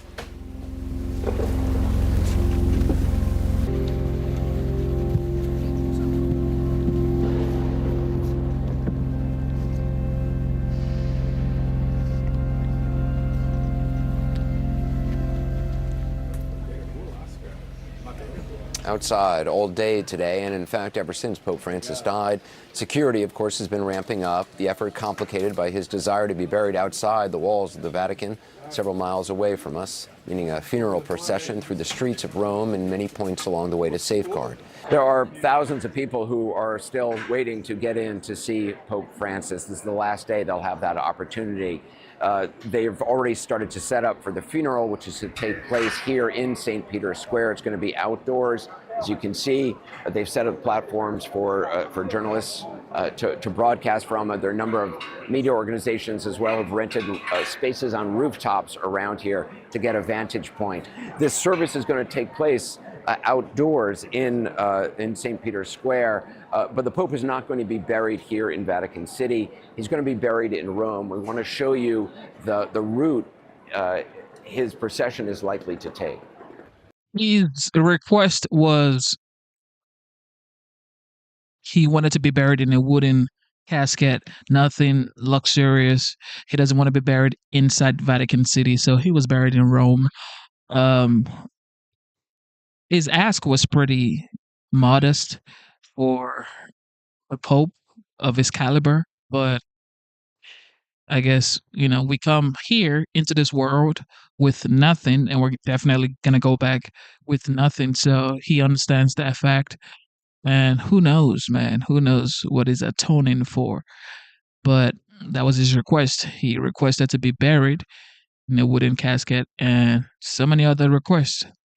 This is the Porta del Perugina. It is the exit through which the Pope's casket will come as it leaves St. Peter's Basilica. It goes by Casa Santa Marta, where the Pope lived all these years. The casket will then come down this road in this direction, actually leaving Vatican City now and entering the city of Rome. The route is filled with traffic now, but it'll be closed off on Saturday, and it's likely many thousands of people will line the sidewalks trying to catch a final glimpse of the Pope's coffin. His casket will pass this Baroque church. Francis was the first Jesuit to become Pope, and this is the first Jesuit church in Rome, Chiesa del Gesù. The motorcade will also pass the Piazza Venezia and another site familiar to many tourists, the Colosseum, before finally arriving at its destination.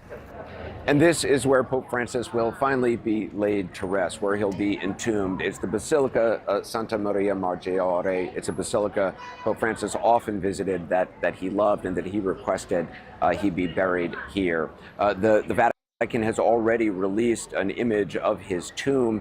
It is, as the Pope requested, very simple, just an inscription of his name, Franciscus, and a depiction of his pectoral cross. He will be the first Pope to be buried outside Vatican City in more than 100 years. Joining me now are two people who've been providing perspective for us all this week. Colin Flynn, Vatican correspondent for EWTN News, and Father Patrick Mary Briscoe, editor of our Sunday Visitor, National Catholic newspaper. Father Briscoe, you spent the day here, much of it in the square. What was it like? Anderson, I was so struck by the joy that people were expressing today, because unlike the previous days, which had to me felt more solemn, today we had all the young pilgrims beginning to arrive. Many of these young people, of course, had been anticipating attending all the Jubilee events for young people and the canonization event of another great young blessed, and now they're faced with attending the funeral mass for the Pope. So it's really quite a transition. And Colin, a lot has been made about how Pope Francis sort of tried to simplify some, not only of the funeral, what the funeral would be like, but other aspects of the papacy. What do you expect for tomorrow? There's still obviously Anderson, rites. I don't think there's any such thing as a simple papal funeral. You will still have that rich tradition and the liturgy. It will be steeped in beauty and the culture of the church. But ever since the beginning, 2013, that was Francis's ethos. The papal palace just behind us, he said, I'm not staying there. I'm staying in the guest house. An hour outside of Rome, you have Castel Gandolfo with the summer palace, where popes would stay for the entire summer. Francis's message was, well, the poor would never go to a summer palace, so I'm going to leave that as well. So now that we have the funeral, I think will be much the same as past funerals for popes, but it will be the burial. As you see, that tombstone with just his name in it in Latin, Francis. The funeral's been covered, the cost of it. That was another incredible thing that we learned when they released his testimony. He got somebody to donate money to... He arranged for it all to be paid for, so it wouldn't come from the faithful, money from the church, but that money could still be used for the poor. And, we met the other day inside the Basilica as people were going in to pay their last respect. I found it actually more emotional than I thought I would. And we got to go right up beside the coffin. Now, we know that there had been a problem at the start of this with people taking selfies and maybe being a bit irreverent. But, the Vatican officials were trying to keep it graceful and peaceful.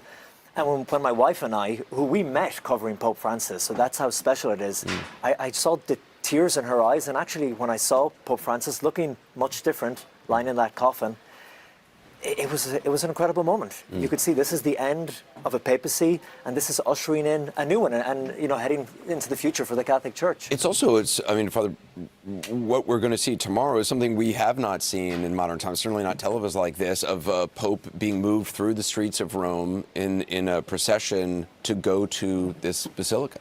I think the procession is so important, Anderson, because the procession is something that most Catholics will experience as part of a funeral mass. And so will feel in a certain way familiar, taking your grandfather, to say your last goodbye to him.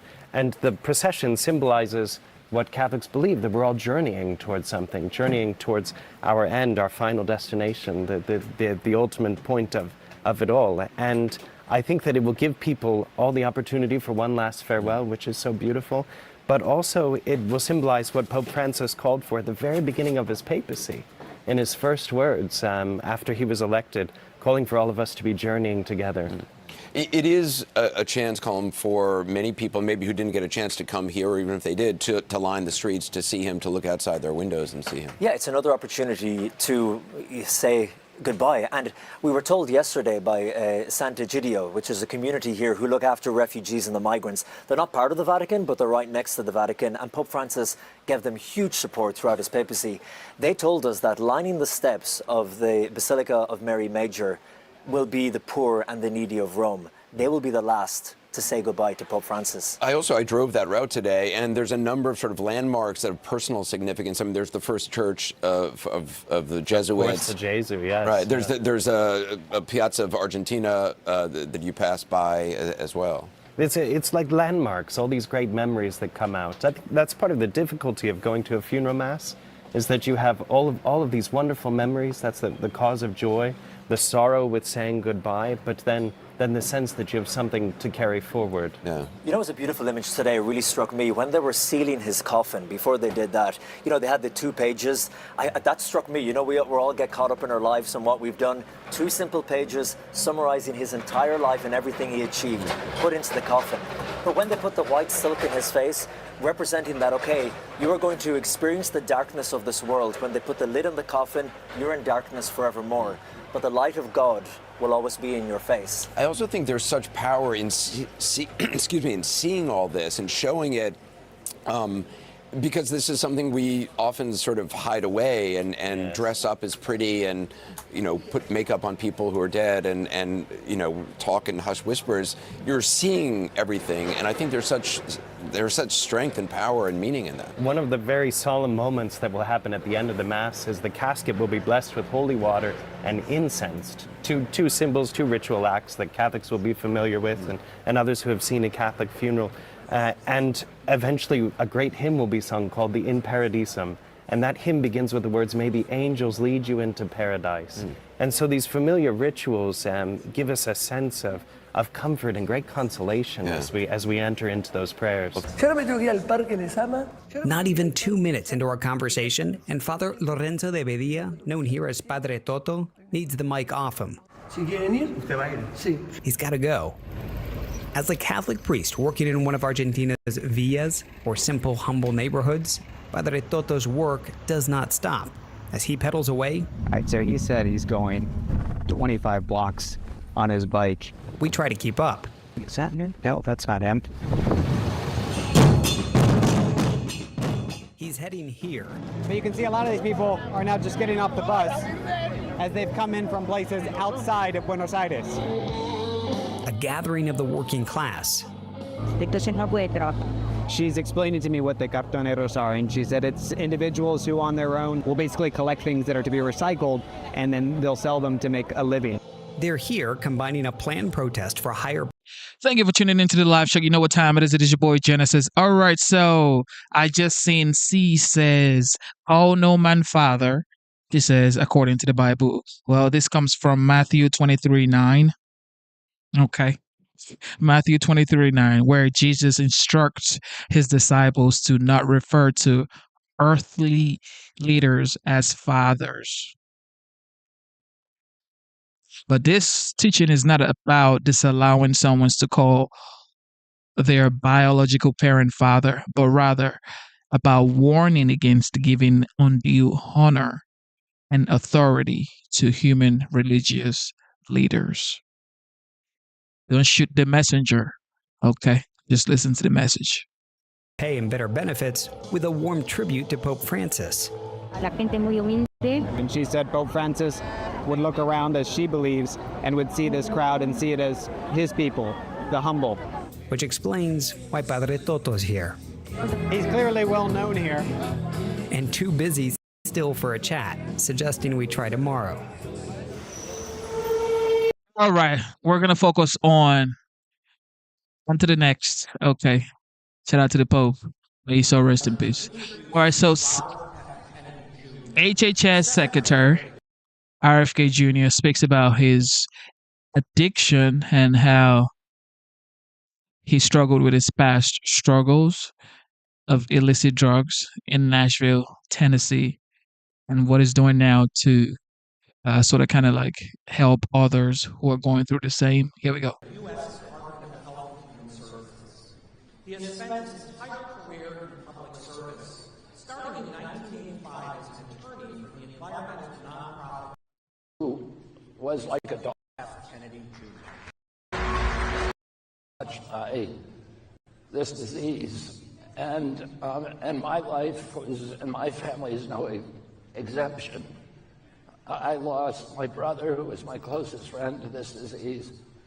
I lost another brother, not directly through overdose, but through what I believe is a symptom of this disease. During the pandemic, I lost a niece who was like a daughter to me, who lived in our home for much of her life, went on vacations with us, and we think that she took her first drug and overdosed on it and died at my mom's house.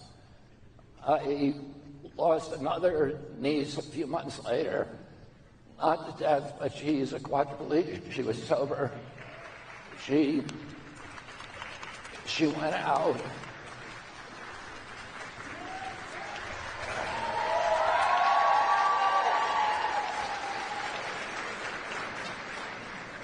She went out for just a night, and she became a quadriplegic.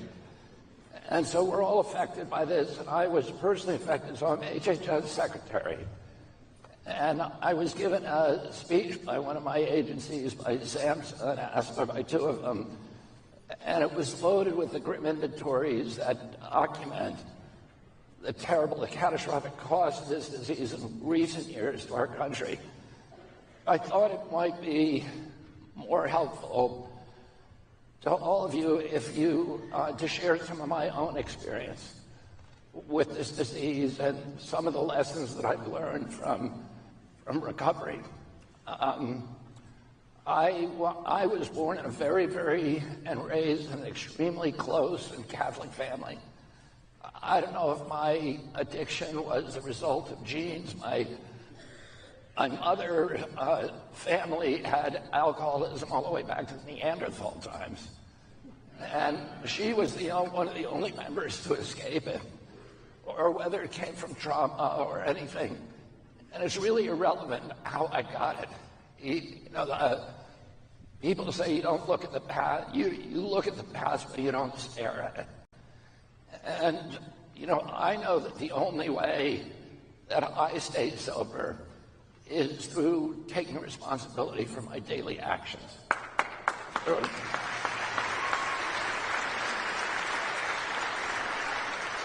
By accepting things I can't control and trying to practice gratitude for them. And with the knowledge that the only thing that I really control is this little piece of real estate inside of my own shoes.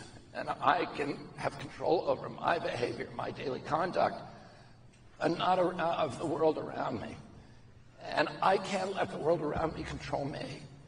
But I was close. I had a huge family, 29 cousins, 11 brothers and sisters, all very close. We went to daily mass in the summertime, sometimes 2 masses a day. We said the rosary every night. We prayed before and after each meal. We read the Bible every night. And I integrated a lot of that into my life. It was an Irish Catholic community, and the schools and our family was conscious that this disease disproportionately impacts our race. We call it the Irish flu. And there was a custom in our schools to take the pledge, which came from Ireland. So you would swear that you would never take a drink in your lifetime. And you were given a pledge pin if you were willing to take that vow. And I took it when I was a kid, and I took that responsibility that commitment very seriously. By the time I was 15 years old, I never even drank coffee. And my father died the summer before.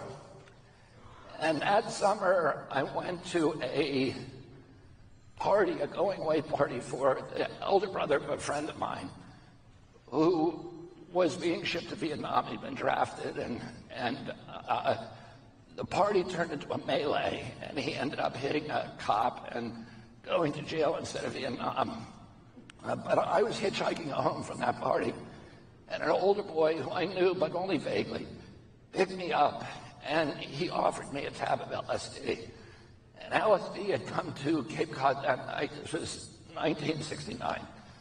And a lot of people in my town, as it turned out, had taken it. I would never have taken it, but the town that I lived in had one store, and it had a post office at one store. And every Tuesday, the comic books came to that store. And I was addicted to comic books, as were a lot of my peers. And my favorite comic was a comic called Turok, Son of Stone, which was about these two Indians. And about 2 weeks before, the episode was that they had taken mescaline or peyote or some kind of hallucinogen, and they were transported back in time, and they saw dinosaurs. And I had a deep interest in paleontology. And I said to the guy, if I take that, will I see dinosaurs? And he said, you might. And I ended up taking it, and I had this wonderful experience of very, very intense hallucinations. But in the morning, I was remorseful. And I was kicking myself and saying, you swore you would never do this. You broke your commitment to yourself. And I swore to myself I would never take drugs again. And I was walking home from the town, which is about 3 miles from my home. And I was getting darker and darker as I crashed from the acid. And when I saw it, and I had to go home and face my mom. I had violated my curfew, and my mother had invented tough love. And I saw some older boys in the woods near my home. And I went in to see what they were doing, and I told them that I was crashing on the acid. And they said, try some of this. And it was a line of crystal meth. And I took it, and all my problems went away, just evaporated. I felt better than I'd ever felt in my life. And my progression, they say that your addiction is doing push-ups when you're not doing it and getting strong. And my addiction came on full force. And within about 3 weeks, I was shooting meth. And by the end of the summer, I was shooting heroin, which was my drug of choice for the next 14 years, until I was 28 years old. And to me, I tried earnestly, sincerely, and honestly to quit constantly. I made pledges to my brothers, to my friends, to my family. I took vows. I wrote out agreements and contracts. I saw a psychiatrist. I did everything that I could think of, and nothing worked. And to me, the most demoralizing feature of this disease was my incapacity to keep contracts with myself. And I would tell myself at 9 in the morning, I'm never going to do that again, and I would absolutely believe it and be committed to it. By 4 o'clock, I was doing it, and I had no control over that person that I was going to be at 4 o'clock. And of course, like most addicts, I interpreted this as a moral failure, as a character failure. And that fed this addiction of morosity, of self-loathing, of darkness. And I came in, I got arrested in September of 1983. And at that time, the cat was out of the bag, and I was able to do things, including go to 12-step programs, which I would have never done before. Because of my family and the way that I've been raised, the last thing I would do was to share the secrets that I had with a crowd that I didn't know. So suddenly I could do that. And I knew that I needed a spiritual awakening, because I did not want to be the person that I was. I wanted to be just a normal person who didn't wake up in the morning thinking of drugs and thinking about them all day and devoting my energies to that. I wanted to be somebody who just got up in the morning and went to work and had a normal life. I didn't want to be that person. I definitely did not want to be somebody who was white-knuckling it, who's on the street trying to not take drugs but wanting them all the time. I just wanted to be a different person. I've 12-stepped many people in my program over the years, and a couple of times people said to me, including a cousin who's now dead from this disease, he said to me, I don't want to go to that program, that 12-step program, because they brainwash you. But if somebody had said to me that time, and I could get brainwashed, I would say, bring it on, because my brain needed washing. I did not want to be that person. Oh. And I had a friend, my little brother's best friend, who used to take drugs the same way that I did, and snorting lines and shooting dope. And he became a Moonie. He joined the Unification Church. And he became a follower of Reverend Sun Myung Moon. And he would still hang out with us, but he just didn't want drugs anymore. And we could do them right in front of him. And he had no compulsion. And I used to think about him when I first started getting sober. And I would think to myself, because I had a lot of biases at that time, oh, I'd rather be dead than be a Moonie. But I wish there was some way for me to distill whatever he had that made him impervious to that compulsion without becoming, a religious nuisance. And at that time, I picked up a book that was just laying on a table by Carl Jung called Synchronicity. The only reason I picked it up was because there was an album by the Police at that time by the same name. And it had just come out. And I didn't know what the word was. And synchronicity is a coincidence. It's like the kind of thing that all of us experience at one time or another. Or you're, for example, talking about somebody that you haven't thought about in 20 years, and the phone rings and it's that person on the phone. And Jung, who was a deeply spiritual man and played a key role in developing the spiritual dimensions of the 12-step program, he was a protege of Freud.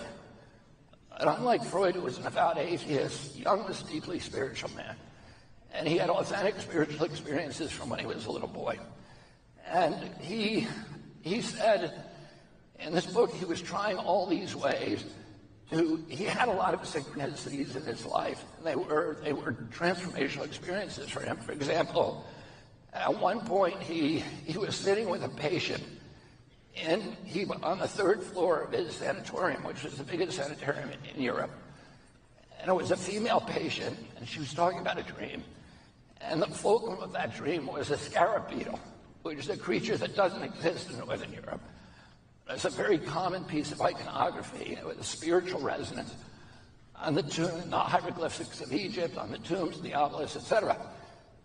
And while he's talking to her, he hears this bing, bing, bing on the wall, on the window behind him. And he doesn't want to take his attention away from the patient to find out what it is. But finally, in exasperation, he stands up and throws open the window, and a scarab beetle flies in and lands in his palm. And he turns to the woman and says, "Is this what you were dreaming about?" And those kind of things happen to him all the time. And he believed that was God's way of breaking all of his rules, the rules of probability, of chance, of biology, of physics, to reach in and touch us on the shoulder and say, "I'm here with you and looking at, and watching you, and I'm with you and giving you strength." And Jung tried to reproduce that in a clinical setting. He's a very faithful scientist as well as a deeply spiritual man.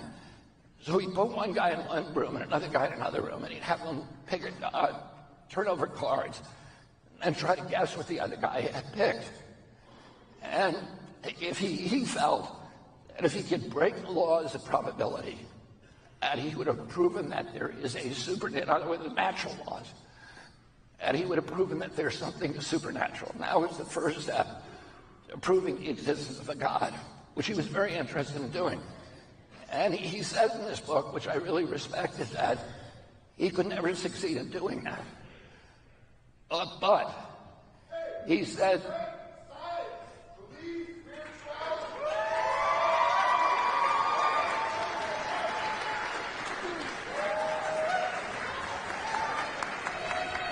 But he said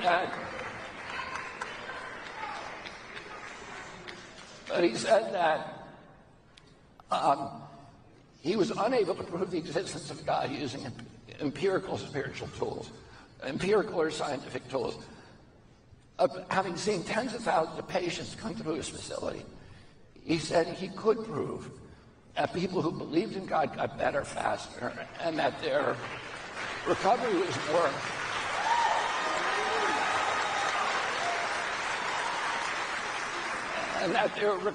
more enduring.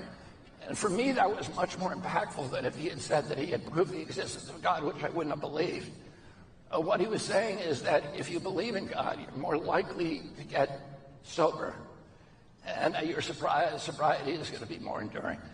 And so I had believed in God from when I was a kid, and that was completely integrated in my system. And when you live against conscience for a long period of time, you push any notion of God over the periphery of your horizons. So God, at that point in my life, was a theoretical construct. It wasn't a being who had any kind of relationship with me on a day-to-day basis. So I made just an intellectual decision, because at that time I had committed, and I will do anything that improves my chance of sobriety, even by 1%. So I just made a decision, I'm going to start believing in God. And then I was confronted with this dilemma that everybody who makes that kind of decision confronts, which is, how do you start believing in something that you can't see or smell or touch or taste or acquire with your senses? And Jung solves that problem. He says, fake it till you make it. Act as if. And that the obedience and the faith will precede the evidence. The evidence will become overwhelming. At first, you have to make that choice. So I made this decision, and I started behaving like that. I knew what it looked like to have faith, and I put religious iconography, a picture of St. Jude as a saint of hopeless causes, St. Francis, who was my patron saint, and other religious iconography around my bed. I knelt and prayed, and I prayed for faith, because I didn't have any. And I prayed to make it easier for me to believe in something. And I started then behaving as if there was God up there, and he was watching me all the time, and that I had to behave myself even when I didn't have an audience. So I started breaking my day down into about 40 different moral decisions. Do I stay and do I get up when the alarm goes off? Or do I stay in bed another 15 minutes with my indolent thoughts? Do I make the bed when I go up? I've been on the road for 2.5 years living in hotels, and I make the bed every day, which is insane. But I do it. I do it because I made a commitment, and I can keep commitments now. I do it because what I'm trying to do is to build character, and not to make a big pile for myself, and whoever dies with the most stuff wins. And it's all about building character, because the wealth you build, the fame, is illusory.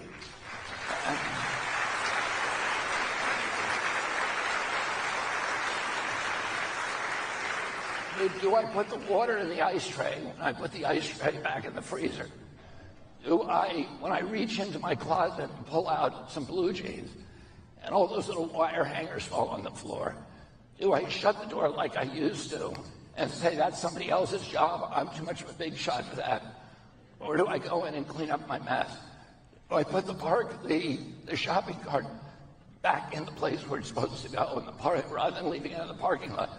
When I first got sober, about probably 6 or 8 weeks into sobriety, my life was getting very, very small from addiction. And it started getting very big again. And I was running through National Airport to catch a plane that was mission critical that I be on that plane. I was already late and probably going to miss it. And as I was running, I was putting Dentine in my hand. And I was thinking, the apocalypse is going to happen if I don't get on that plane. I was putting a piece of Dentine in my mouth, and I balled up the wrapper. And as I ran, I threw it, and the wrapper did a perfect arc, swished right into the trash can. And as I was running by, I noticed out of the corner of my eye that it had jumped back out again. It must have hit something in there. And I said to myself, well, that's God's fault because I made the shot. So, and I got about 40 feet down that runway, and it just started eating at me. And ultimately, I put on the brakes and went back and put that in. And I made the plane. But the most important thing I did that day was that little act, because that's how I maintain that posture of surrender. And for me,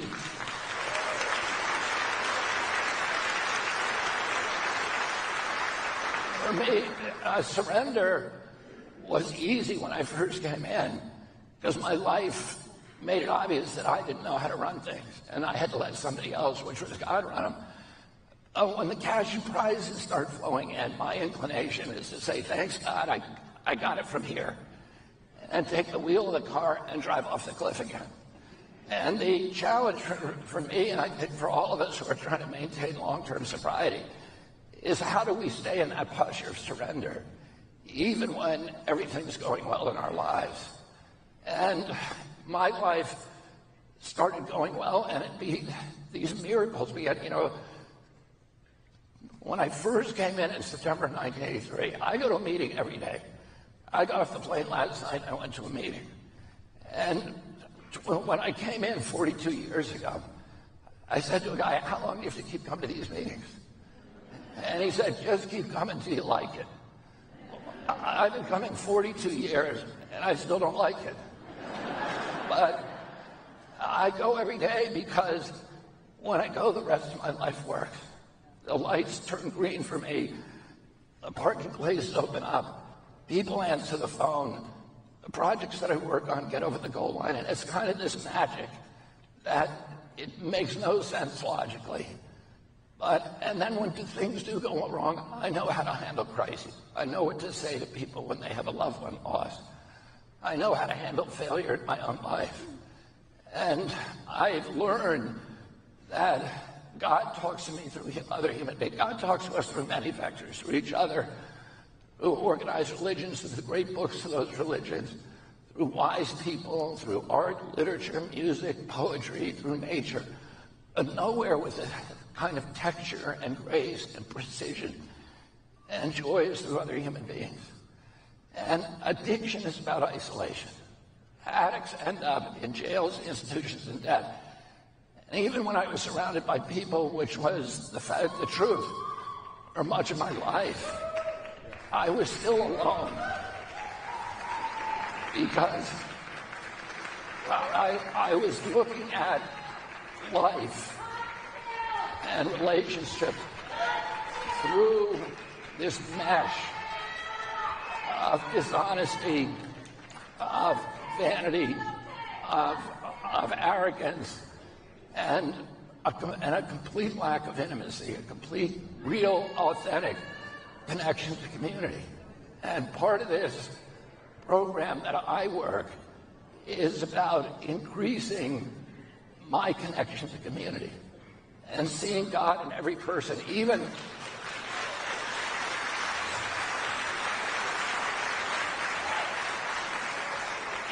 people that I don't particularly like. In fact, God talks to me most through those people.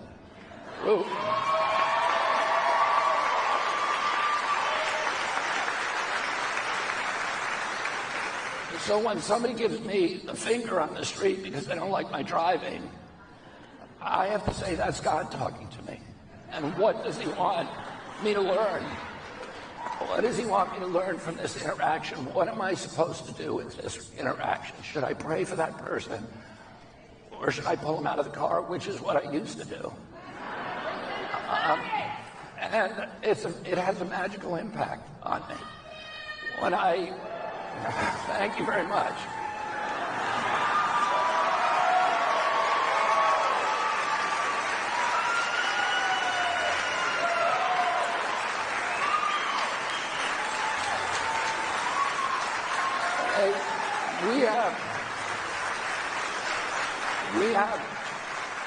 Thank you.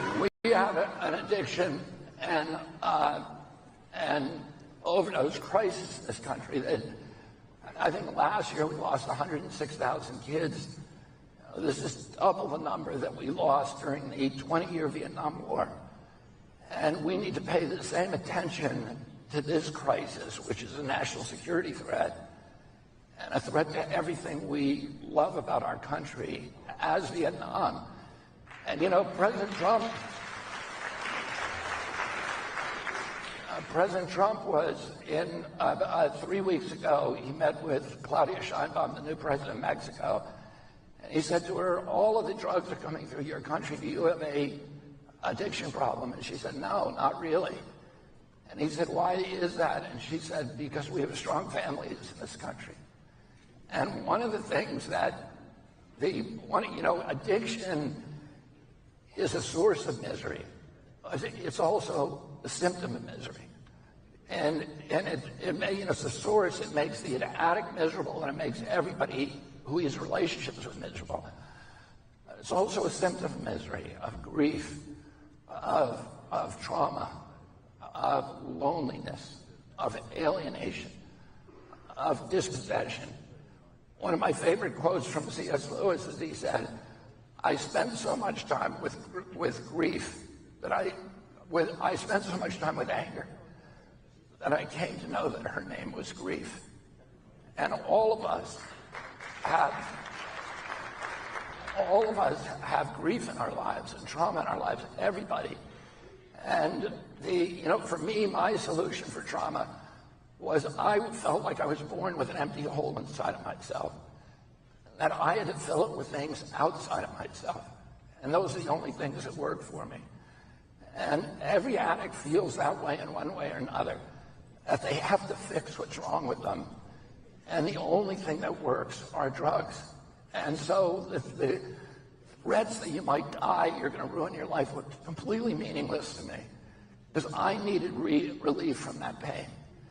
And I found that in the 12-step program, because 12 steps are about getting rid of isolation, overcoming isolation, and reestablishing our connection to community. And I see each of us as a vessel of godliness, and that we're connected to all these different relationships. Some of them are big, very big, like PVC pipes coming into this vessel. Those are our wives, our children, our parents, our aunts, our mothers, our best friends. And then some of them are little tiny pipes, like the guy who gives a finger to me on the street. They're all relationships, and if we're working well, then there's liquid flowing through that into us, and our job is to amplify it and send it back out to the world. That's God's power. What addiction does is our character defects, our pride, anger, lust, envy, gluttony, avarice, sloth, dishonesty, selfishness, arrogance. We plug up each of those gems, and by the end we're alone, and that vessel is stagnant. And that's the definition of insanity. And the 12-step programs that I practice are about going out, dealing with, admitting and dealing with your own character defects, acknowledging them, and even learning to love them. And then unclogging all of those channels by going out and making amends to people we harmed. And in that way, God's power comes back into us. Now, what does that mean for national policy? What it means is we have to do all of the nuts and bolts things that you are all involved with, the practical, pragmatic things. We need Suboxone, we need methadone, we need naltrexone, we need Narcan, we need good fentanyl detectors that can detect it on pills, etc., so the kids are less likely to overdose. We need prevention. We need education.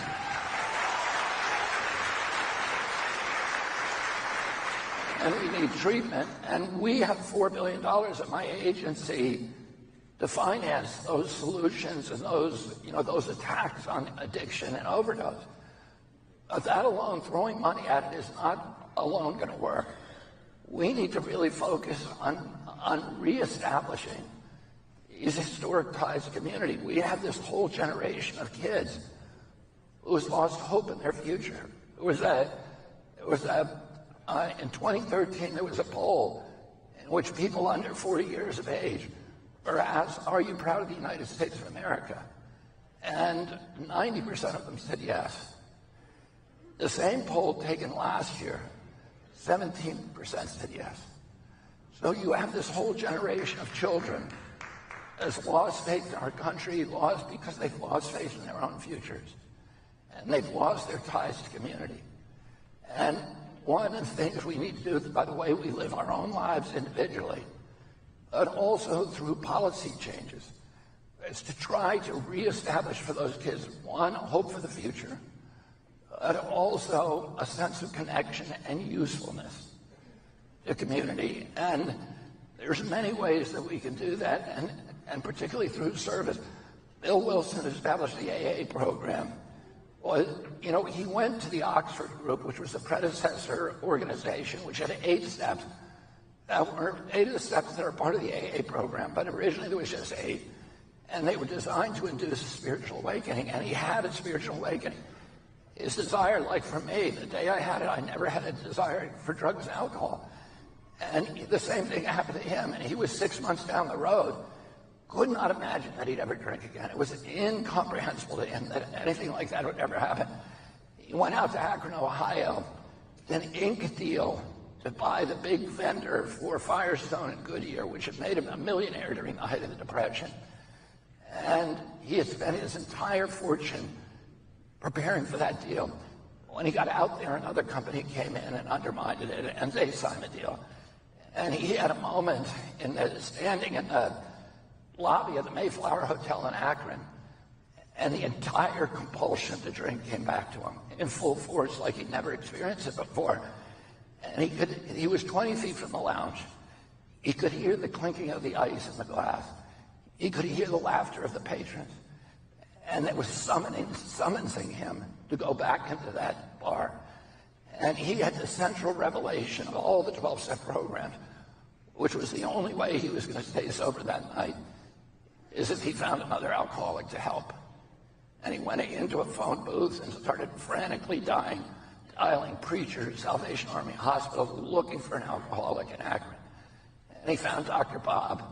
Dr. Bob agreed to meet with him. Dr. Bob had heard it all and was not interested, but he agreed because he was a nice guy. And when he walked in, he said, "You got 15 minutes." They ended up talking all night, and that was the first AA meeting.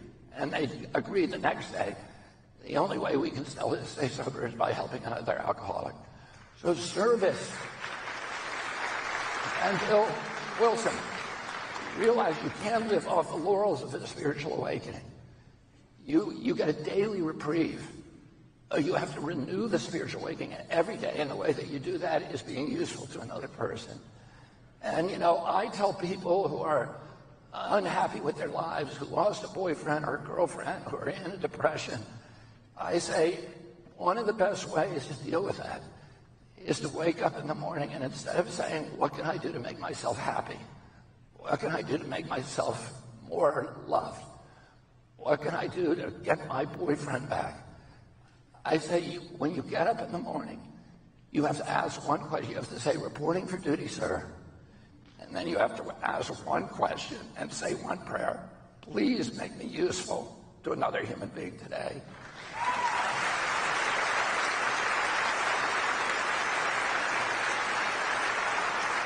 So, you know, I would encourage you all to think broadly about what our mission is, because it's not just about making sure every cop and every paramedic has naltrexone. That's important. And it's not just a prevention on the border. That's important. It's not just making sure that every addict, when they have those moments, when they're willing to ask for help, that there's a rehab ready for them to go to. And that is critically important.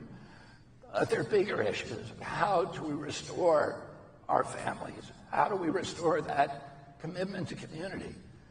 You know, I was in Virginia the other day, and I went to a school where they have cell phone use banned. It's a public school. The grades have skyrocketed. The test scores have skyrocketed. The violence has dropped. I walked through the lunchroom and saw kids talking to each other.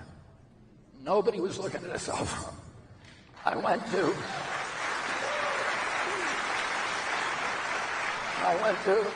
the Mennonite community a couple weeks ago. The same thing. There were kids. They discouraged use of cell phones. The kids. We had a huge mass dinner with 400 people. The kids were all sitting together, talking and laughing. They were out playing in the parking lot with each other, and nobody was looking at a cell phone. And these little devices that we have are taking us away from each other.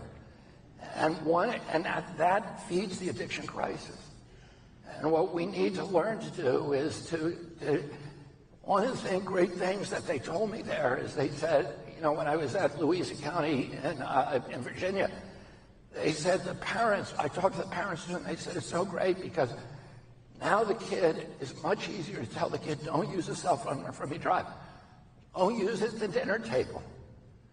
And they have dinners with each other where they actually talk with each other. And all of us in this age have a hard time being parents. But we can also educate the parents. You gotta have a meal, sit down with your kids, and have a conversation with the cell phones are banned. And do and then give them opportunities for service. Because everybody wants to be effective in their lives. Everybody wants to be useful. And when you're serving other people, that has a magical impact on your life. It takes away the depression. The self will run riot. You focus instead on another person's problem, at least for a few moments of the day, and that is a reprieve. And we need to think creatively about providing them those opportunities. As saying, banning cell phones in school is one of the things that we need to do to remedy addiction, not just all the standard nuts and bolts things, which we need to do. We need to do everything we can to reestablish hope in our kids, to reestablish a sense of mission in their lives, a sense of purposefulness, and opportunities for them to act as part of a community. So thank you all very much for your commitment to this issue, and God bless you. Thank you for tuning into the live show. You know what time it is. It is your boy Genesis. God bless you. Double tap your screen. Subscribe to the channel. Double tap your screen to give this video a like and subscribe to the channel. We also have memberships. It is $4.99 and you guys are the best. However, I want us to do a recap on the Oval Office executive order that President Trump signed on the 23rd. And for RFK Jr., I think he may as well be the runner-up for the Republican Party. Some people would say, well, no, nobody's ever going to vote for RFK. But if you think about it, the next star in the Republican Party would be what, J.D. Vance or Ron DeSantis? Those are like Marco Rubio for sure. He's absolutely articulate and he's skillful with his communication. So Marco Rubio is definitely a name you would mention. JD for sure, because he's sort of like the closest to Trump when it comes to this macho man thing. Because the way he was speaking to Zelensky, you could tell, JD is a man who doesn't take trash. And of course, the people want a commander in chief who can actually stand up for Americans. So JD Vance passes, absolutely. But RFK is another star that the Republican Party, he's not in the Republican Party right now. He is an independent, according to his spokesman, and himself is an independent. But Tulsi Gabbard is a Republican now, officially. Really, it depends on how this administration performs. They've done great when it comes to the border. But now, with the tariff and the trade negotiations, you better know Americans are waiting. So whatever happens during this 4 years is what determines what's going to happen for 2028. However, some sort of solution has to happen this year. Some sort of solution has to happen this year when it comes to the Trump administration, the trade, and the tariffs. Because if prices for small businesses do not go down, midterms would be really something.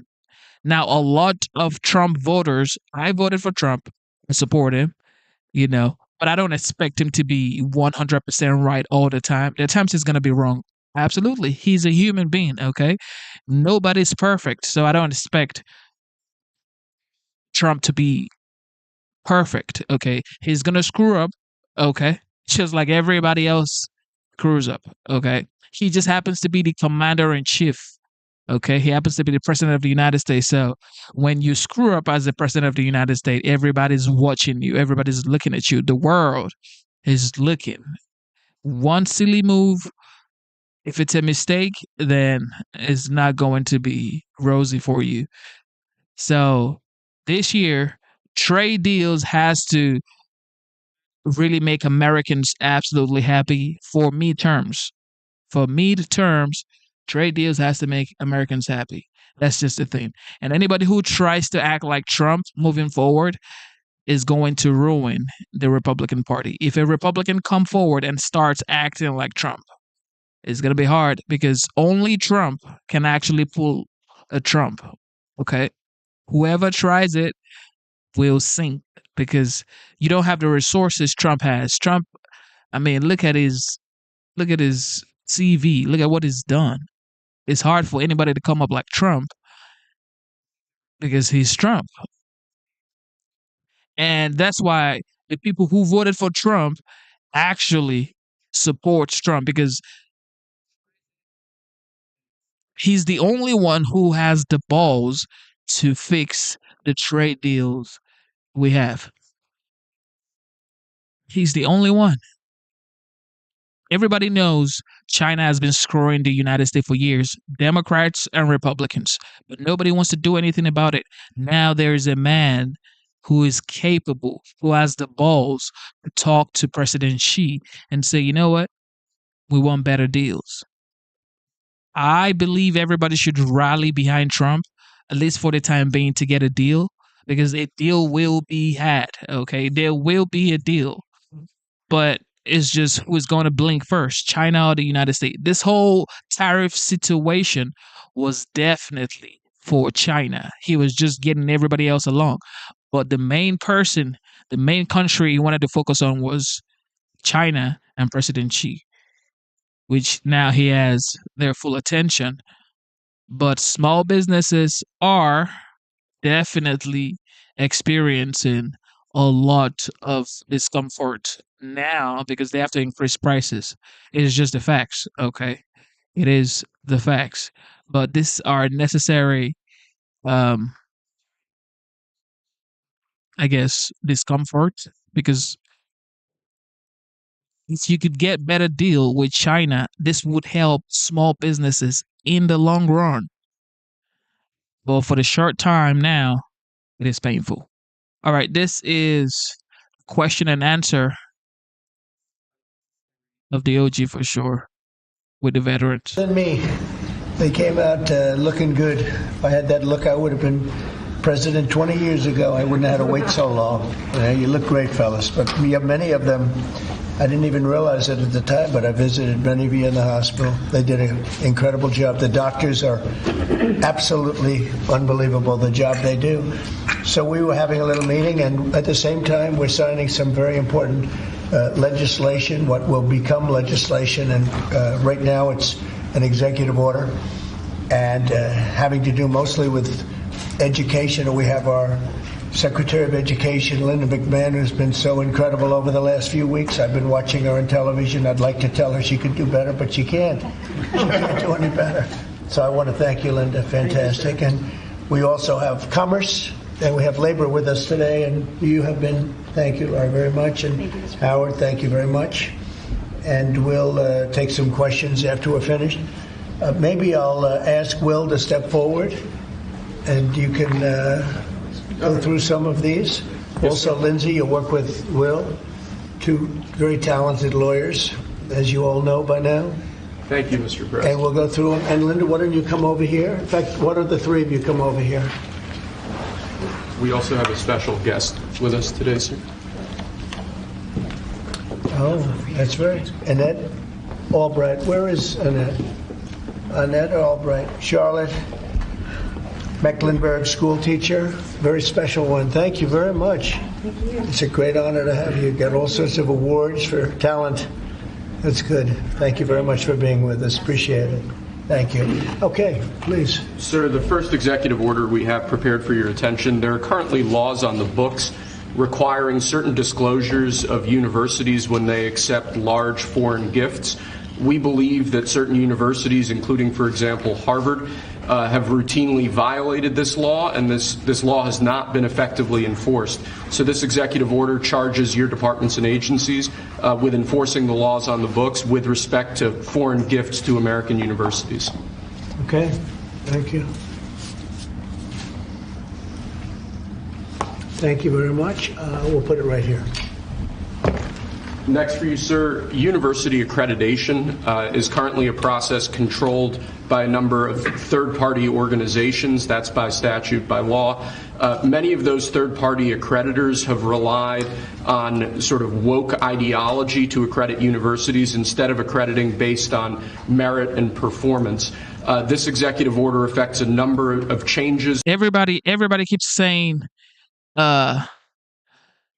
if we bring manufacturing to the United States, the price would be expensive and the cost of production would skyrocket. Okay. So keep getting pharmaceuticals from China. Keep getting pharmaceuticals from Ireland. Keep getting steels from everywhere around the world. Keep getting all of this essentials. So when something bad happens and this country says, you know what? We're not sending them their pharmaceuticals. We're not sending them their medicals anymore. Okay. Then you start crying and saying, well, America should have been produced. China, who everybody knows is a potential formidable enemy. You want to keep making your pharmaceuticals there. You don't want to bring manufacturing back home. You don't want to increase wages. Don't you know when all of those manufacturers come back, that would increase wages for Americans when jobs actually come back to the United States? Because it's going to be hard to manufacture, to build manufacturing companies or whatever here or warehouses. So you're saying don't bring it here. Don't bring it here because it's not. It's going to be hard and it's going to be expensive. Don't bring it back to the United States. Keep it in China. Keep it everywhere else but the United States. To the university accreditation process also applies to law schools and other sort of graduate programs. But the basic idea is to force accreditation to be focused on the merit and the actual results that these universities are providing, as opposed to how woke these universities have gotten. So we're setting up new accreditation pathways. We're charging the Department of Education to really look holistically at this accreditation mess and hopefully make it much better. Will we look into the past people that they've taken? For instance, I hear all about certain great schools, and then we read where they're going to teach people basic math that we can all do very easily, but they can't do. They're going to the top school, and they come out with a program of teaching basic math to somebody that got into a Harvard or a Princeton or a Yale. Is that part of this? When universities are not performing appropriately, whether that's in admissions or whether that's in their actual instructional activities, that's certainly something that accreditors should be considering, that right now we believe they're not doing a good enough job of, and I think Secretary McMahon could probably speak to that better than I could. So they're allowing people into school that can't do math, and yet kids who've worked really hard and number one in their class in a high school someplace in New Jersey or in Mississippi, they can't get into the best schools. What is that all about? Yeah, and I think that gets to your policy, sir, of meritocracy, that we should be looking at those who have real merit to get in, and we have to look harder at those universities that aren't enforcing that. Okay, thank you. And this pretty much does it, right? Yes, sir. Thank you for tuning into the live show. You know what time it is. It is your boy Genesis. God bless you for being here. Double tap your screen, subscribe to the channel, and it is currently 12:07 a.m. I am in Atlanta, Georgia. Of course, today's date is the 27th of April, 2025. All right, I see people saying, well, we get our drugs from Denmark. We get our drugs. Well, we make some drugs here in the United States. Yes, we do make some drugs here in the United States. We do have United States domestic production for sure. However, India, China, these are like the major suppliers of our pharmaceuticals. Like, these are public records. You could go search for these things, okay? This is 2025. Just go search. 2025. India is a major source of generic drugs, producing about half of generic drug imported by the U.S. And China is a significant supplier of APIs, with the United States relying on China for a large percentage of the API imports, which is ingredients, okay?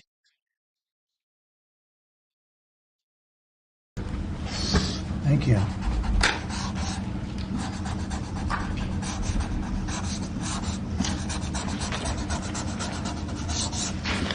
Okay.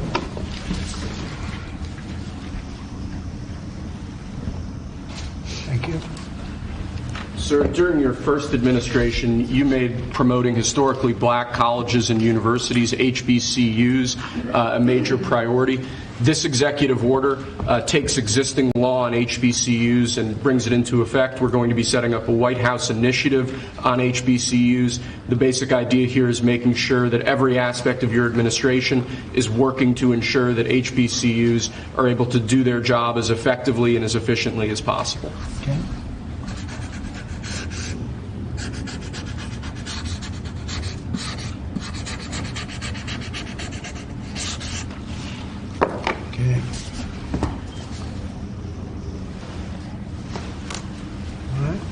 This next executive order relates to artificial intelligence education, sir. You've obviously done a lot in the artificial intelligence space already. The basic idea of this executive order is to ensure that we properly train the workforce of the future by ensuring that school children, young Americans, are adequately trained in AI tools so that they can be competitive in the economy years from now into the future as AI becomes a bigger and bigger deal. That's a big deal because AI is where it seems to be at. We have literally trillions of dollars being invested in AI. And somebody today, a very smart person, said that AI is the way to the future. I don't know if that's right or not, but certainly very smart people are investing in it heavily.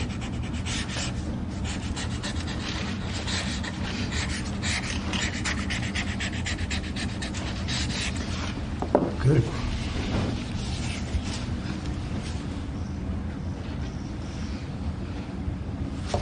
Okay. Next, sir, we have an executive order on workforce development. This executive order is going to charge numerous departments and agencies within the government to reshape the way that we do workforce development. One example from the executive order, for instance, we're looking to get the total number of apprenticeships, new apprenticeships, up to 1 million in the country to ensure that in critical jobs areas, in areas where we currently don't have enough trained workers, that we're recreating that pipeline to ensure that, particularly as we onshore industrial jobs and new industries, that those industries have the workforce they need to be competitive globally. Right. Very important. And this is the EO that we're all here working together. And in a way, this is like a training center, right, for what we're trying to do, which is jobs at great salaries. These are great salaries, too. Right, it's exactly. So all those factories that you're bringing in because of your trade policy, we're going to train people in trade craft, bring back trade craft to America so that people can work in these factories with great paying jobs, and we're going to train them, and we're going to remake the American dream for all these people. We're working together. That's right. Right, Lori? Absolutely. This plays right into America at Work Tour, which I have kicked off. We will work with our state partners and work with our businesses to see exactly who they need in that workforce, and we will skill and upskill these apprentices so they can get right to work and get in the field and build back this economy for exactly living the American dream. Good, Lori. Yeah. Thank you, sir. Thank you, Mr. President. Next, sir, we have an executive order on school discipline policies. Under, I believe it was the Biden administration, first Obama and then Biden, the Department of Justice issued guidance that made it almost impossible for schools to enforce adequate disciplinary policies. This created issues in the classroom for teachers and students alike. Basically, they focused on CRT and sort of diversity ideology instead of actually just enforcing the rules in classrooms to ensure a safe learning environment. This executive order revokes that prior guidance and puts us back in a place where hopefully the Department of Education can focus on education and teachers can focus on teaching in a safe environment. And this was important for you, Linda, as I understand it. Huh? Yeah, absolutely, because it gives teachers the authority now to have discipline in their classroom and discipline the person who is being disruptive. Great. We took that away.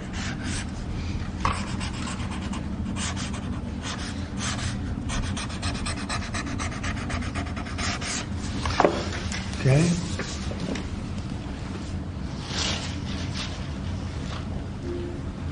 Nice. Cool. Here, Linda, you should hold that.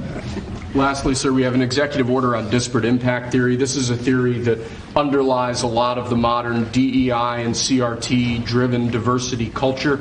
The basic idea here is instructing your departments and agencies to no longer rely on disparate impact theory as they're regulating, as they're issuing guidance, as they're making rules. We want to focus on results. We want to focus on actual fairness. We want to focus on merit, not things like disparate impact theory and the whole sort of diversity, equity, and inclusion cult. It's getting out of that, huh? Yes, sir. After being in that jungle for a long time.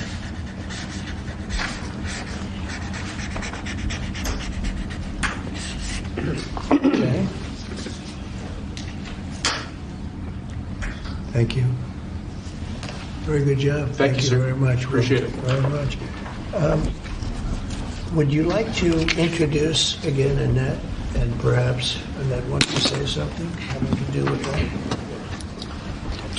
Annette is right here. Yes, Annette. Yes, please come over.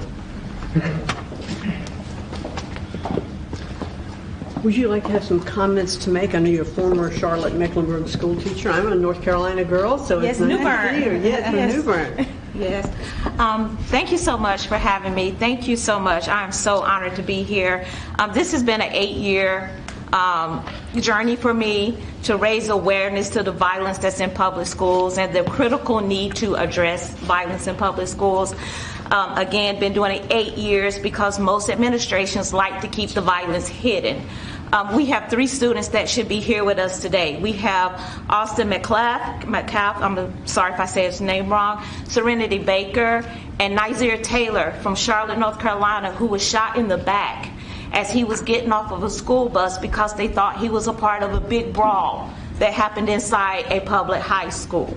So this is very important and critical legislation that we have to keep our educators safe, we have to keep our students safe, and public schools have to be safe environments. So I think, like I said, I've done this journey alone, I've been on it, but I have a whole team behind me now.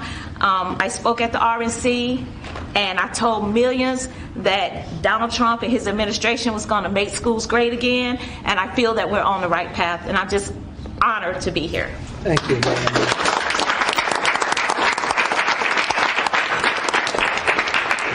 Just to our great vets that are with us, and is it okay if I give her one? What do you think?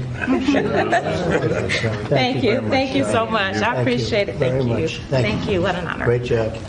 Could I ask Sarah to speak? Gerardo? Yes, sir. Thank you. Tell us a little bit about these great gentlemen.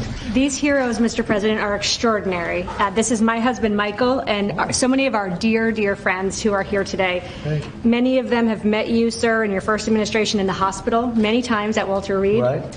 And they've had long recoveries. Tomorrow, for my husband, marks 15 years since he was wounded in Afghanistan. Wow. And on that day, about 6 years ago, he had his 120th surgery post-Afghanistan. wow. And you Oh, came my to gosh. see him at Walter Reed and so many others. And we saw great reform in the VA. Access, same-day access to prosthetics, mental health care, and we know that that is back. We're going to, these gentlemen were saying, Alex here earlier was saying, in the last few years when he's gone to get a wheelchair, the VA has asked him, this gentleman, they've asked him to prove that he still has his injuries, as though maybe his limbs would grow back. And they unfortunately did not. Yes, and we've seen that many times. And so we're excited for you bringing back the VA accountability, Mission Act, community care, that were the hallmark of your first term. And we're so excited, sir, to be here. We're honored to be here. And thank you for all you do for our nation's heroes. Thank you. Who's that picture on there? That is Joe Biden, and it says, "Let's go, Brandon." I'm saying, what was that picture? That's great. I told him he wasn't allowed to ask you to sign it. That's very good. Well, thank you all very much. Would you like to say anything, fellas? There's a big chance. You have a lot of good people watching that believe in you. They happen to be the media, but they believe very much in you, like I do. Anybody? Mr. President, we're very happy with the energy that this administration is bringing, and it's an administration that does what it promises, and so we're behind you. We believe in you, and I think we all love you. We got to speak for everybody. Thank you very much, and I'm going to get you a better hat. Say I have better hats. That's a good one. That was the original. It was. That means he was there. I've been wearing it before it was cool. That's right. That's an early one. We'll save that one though, right? Yes, Mr. President. Thank you. Anybody, please? I'd like to stay. Yeah. Okay. Oh, I was just going to say thank you for loving America, sir. Thank you very much. Thank you so much. Very nice. Thank you very much. True. These are veterans, ladies and gentlemen. Veterans. Wounded veterans. To say thank you, Honor and Trump. as he was the one that saved Michael Berardo, put him in the helicopter, and got him off the combat zone. Wow. So the selflessness of these men is unspeakable.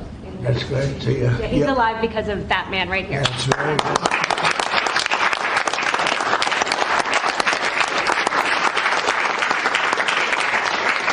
These are amazing people, great heroes, so that's really great. Anybody else? Yes, I'd like to say it was an honor to serve. You are worth it. This country's worth it, and it's because of what Christ paid for it. Thank you. And we have a spirit that people haven't seen in many years, at least 5. That they haven't seen. I think even then, because we've been through so much for the last 4 years together, it was so bad. It was so bad what they've done to the borders, what they've done all over the place, and it's really an honor to be with you, all of you. Incredible. And I'm going to give you these coins that I think you're going to really like them. I think they're the best. These are the best coins. And you have your chips. This is gunmetal. I don't know, soldiers like the black, but I think you like this one. It's okay. A lot of soldiers like the black. Here you go. What do you like? I'll go to black, Mr. President. Yeah. See, I told you. I have that. These are choices. I'll take a black one, sir. Okay, look at this. Oh, that rarely happens. You're different, huh? I'll take a black one, sir. Oh, there you go. That's great. They call it the military anyway. No, but is that I always say the soldiers, they do like it. It's gunmetal. What do we like here? That's what I heard, that it was gunmetal. Gold is. I'm giving him 2. We have 3 girls. One They're going for to this fight. one right here. We'll get another one too. Okay. This is actually fun. I'll take the gold, Mr. President. Okay. I thought you were going to take that gold one. It's actually fun. Gold one, sir. Okay, you got it. I had an opportunity to sail across the Gulf of America 2 days after you named it right. Oh, wow. Isn't that great? It's been an honor. And now people say it routinely. Yep. They don't even think about the other. They say it routinely. That's been a great honor for me. Okay. I'll take a gold one, sir. Okay.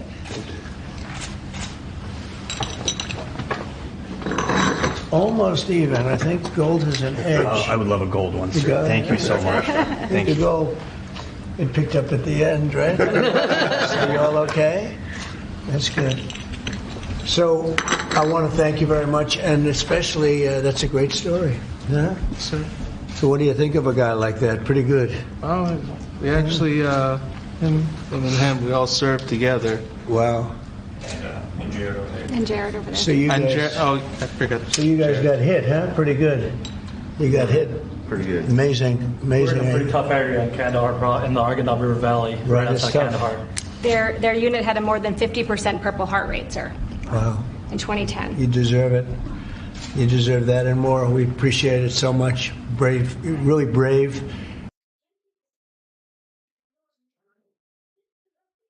Shout out to everybody tuned in right now. All right. This one didn't include the press asking him some questions. Let's go back to the other one because he answered some really delicate questions here.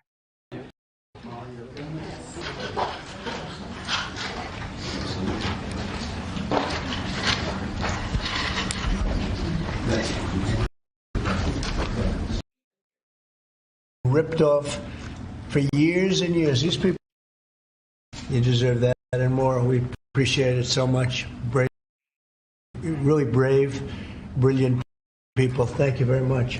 Do you have any questions of the guys here? I want to say President. thank you to the veterans who are here. Absolutely. Thank you so much for defending us. And then I wanted to ask you, Mr. President, because you said you want to bring the tariffs on China down soon. How soon do you want to bring the tariffs on Chinese goods Well, that down? depends on them. We have a situation where we have a very, very great place. It's called the United States of America, and it's been ripped off for years and years. These people know it. We talked about it before you came in.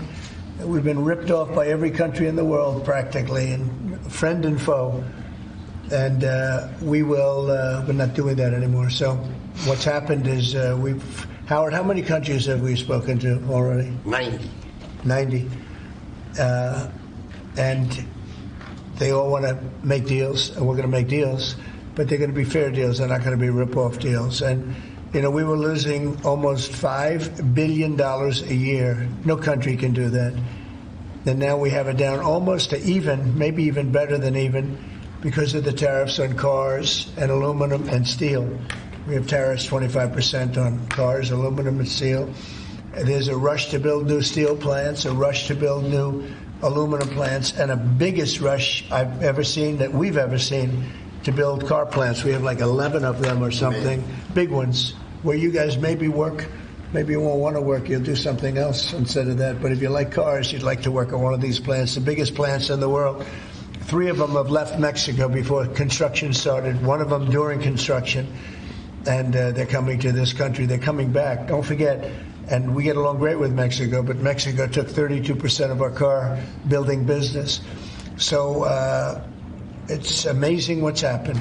Remember this number, anywhere from $3 to $5 billion a day. That's not $1 million, that's $1 billion a day. Nobody can even imagine it. And that's what we were losing. And, you know, hence we have $36 trillion in debt and everything else.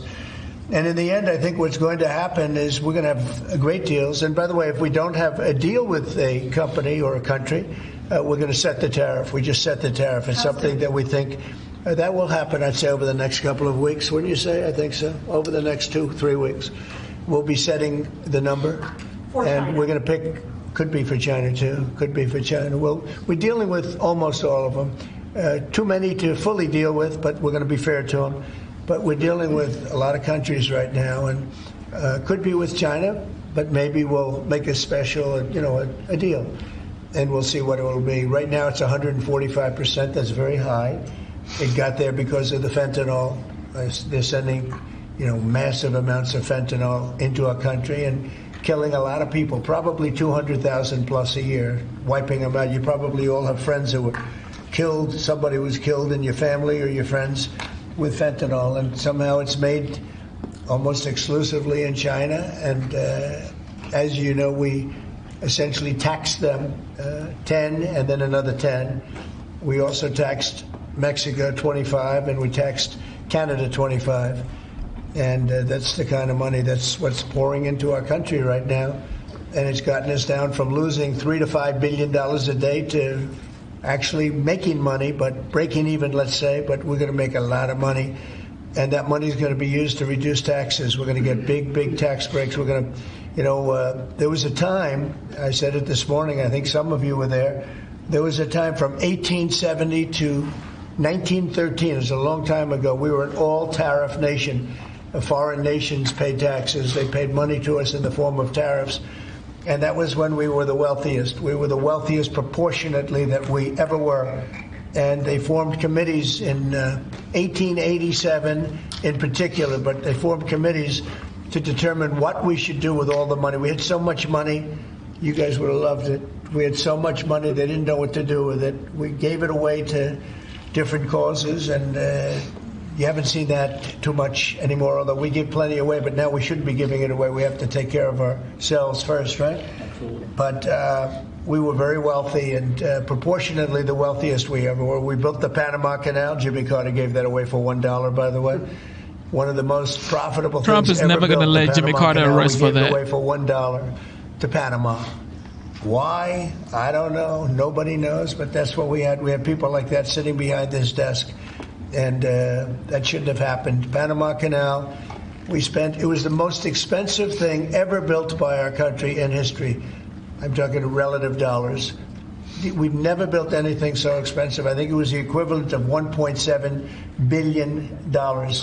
And we've never built anything like that. We built a lot of things, but never so expensive. Then we started building other things. We had a lot of money to do it, all based on foreign countries coming in and paying us tariffs.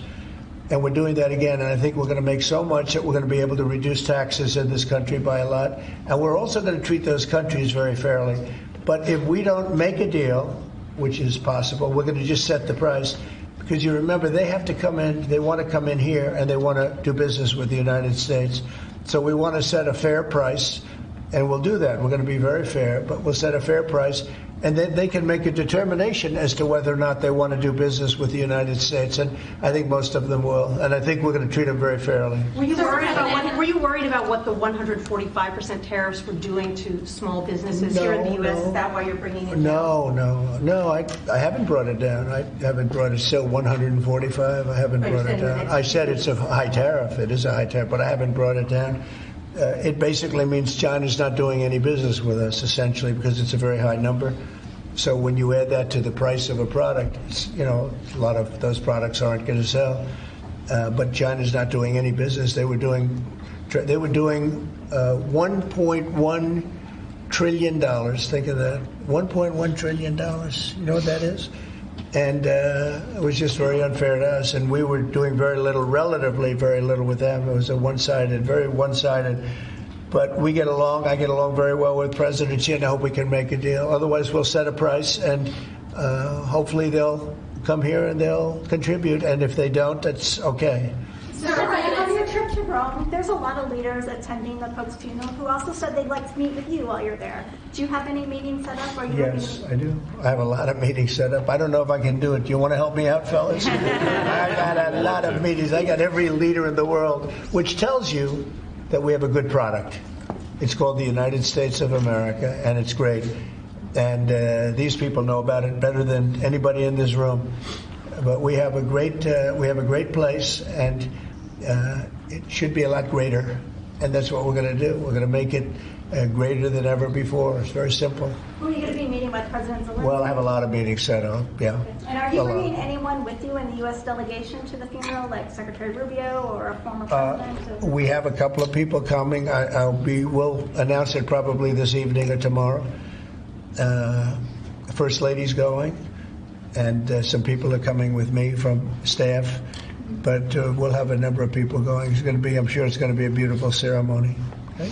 I had one on Ukraine, but I wanted to ask you one about veterans since they are here today, and thank you for your service and sacrifice. I wanted to ask you about the cuts that have been made, including with the VA. Can you assure that veterans like these men here, those that have been suffering from mental health issues or burn pits, for example, will be taken care of? Yeah, very much so. In fact, they will tell you it's been better with me than any president in history. We had a 92% approval rating, which is unheard of. up 50 points from the previous administration in my first 4 years, and we're doing better now. And in fact, now they have something, the call-in doctor stuff, where it's really become, modernized and great, where you don't have to go and travel sometimes long distances to get to a clinic or get to the VA. And I just heard this morning, I was listening to Doug Collins, who's the secretary. He was being interviewed, and the numbers are incredible. The approval ratings are the highest I've never heard numbers like this. It's better than the first 4 years. So no, there's no group of people more important than the people in this room. And I'm not talking about the media. I'm talking about these people right here. There's no group, and they're going to be taken really well care of. That's very important to me. And on the war in Ukraine, are you going to be meeting with President Zelensky? He's asked to meet with you this weekend. Will you be meeting with him? I don't know. I don't know that he's going to the funeral or not, but I just hope he gets this thing solved, because we're losing about, think of this, 5,000. I was saying 2,500, and everyone was telling me that's low. 5,000 soldiers are being killed every week, approximately. Think of that. Every week, 5,000 soldiers. But let's say from 3,000 to 5,000 are being killed.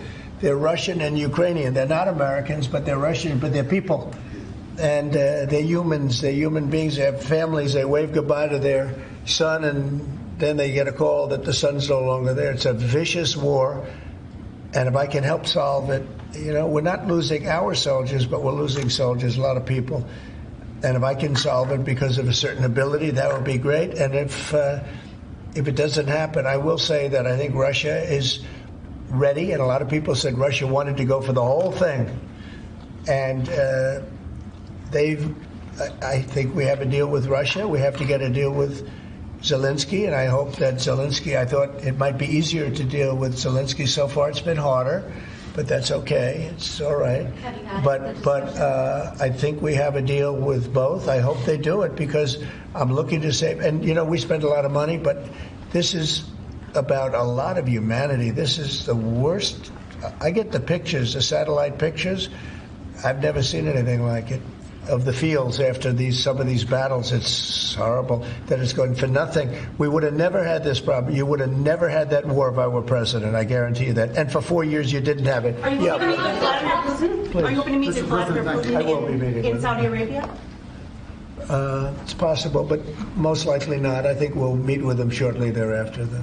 What is Mr. Witkoff going to present to the Federal Reserve Chairman Jerome Powell, during the Biden administration in the campaign, with inflation raging, he lowered interest rates 2 times. That's right. Now, with 2 consecutive months of inflation being down, all economic theory you learned in the 8th grade says it's time to cut rates when inflation is down. You're right. He's not done that. Have you had any direct conversation with him? No, I haven't. I haven't called him. I might call him. I haven't called him, but I believe he's making a mistake by not lowering interest rates. And I think as well as we're doing, we'd do much better. He's keeping rates too high. He historically has been late, except when it came to Biden.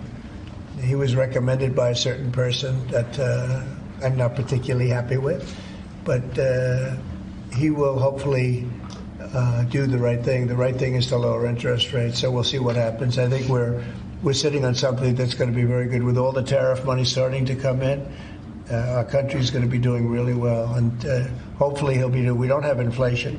Groceries are down. When I first came in, you people were there. They hit me with the first day that I was president. Somebody started screaming at me that eggs are up. I said, I just got here. And in the first week, they were going crazy. You remember that, Linda? Yes. They were going crazy. They're saying egg prices are too. I said, I'm here for 1 week. Just leave me alone. This is a fake news radio. And I said, what can I tell you? But Brooke Rollins, our Secretary of Agriculture, and a group working with her have done an amazing job. And egg prices have gone down 87%.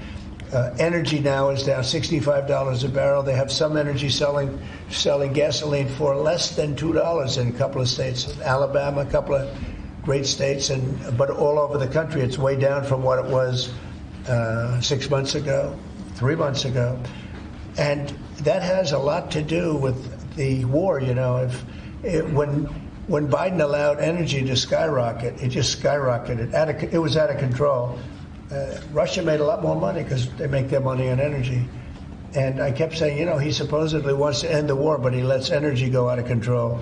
Well, I've gotten it. We are drilling like crazy right now, and we have it down to $65 a barrel. It went up to almost $100 a barrel. And at that number, Putin and Russia made a lot of money.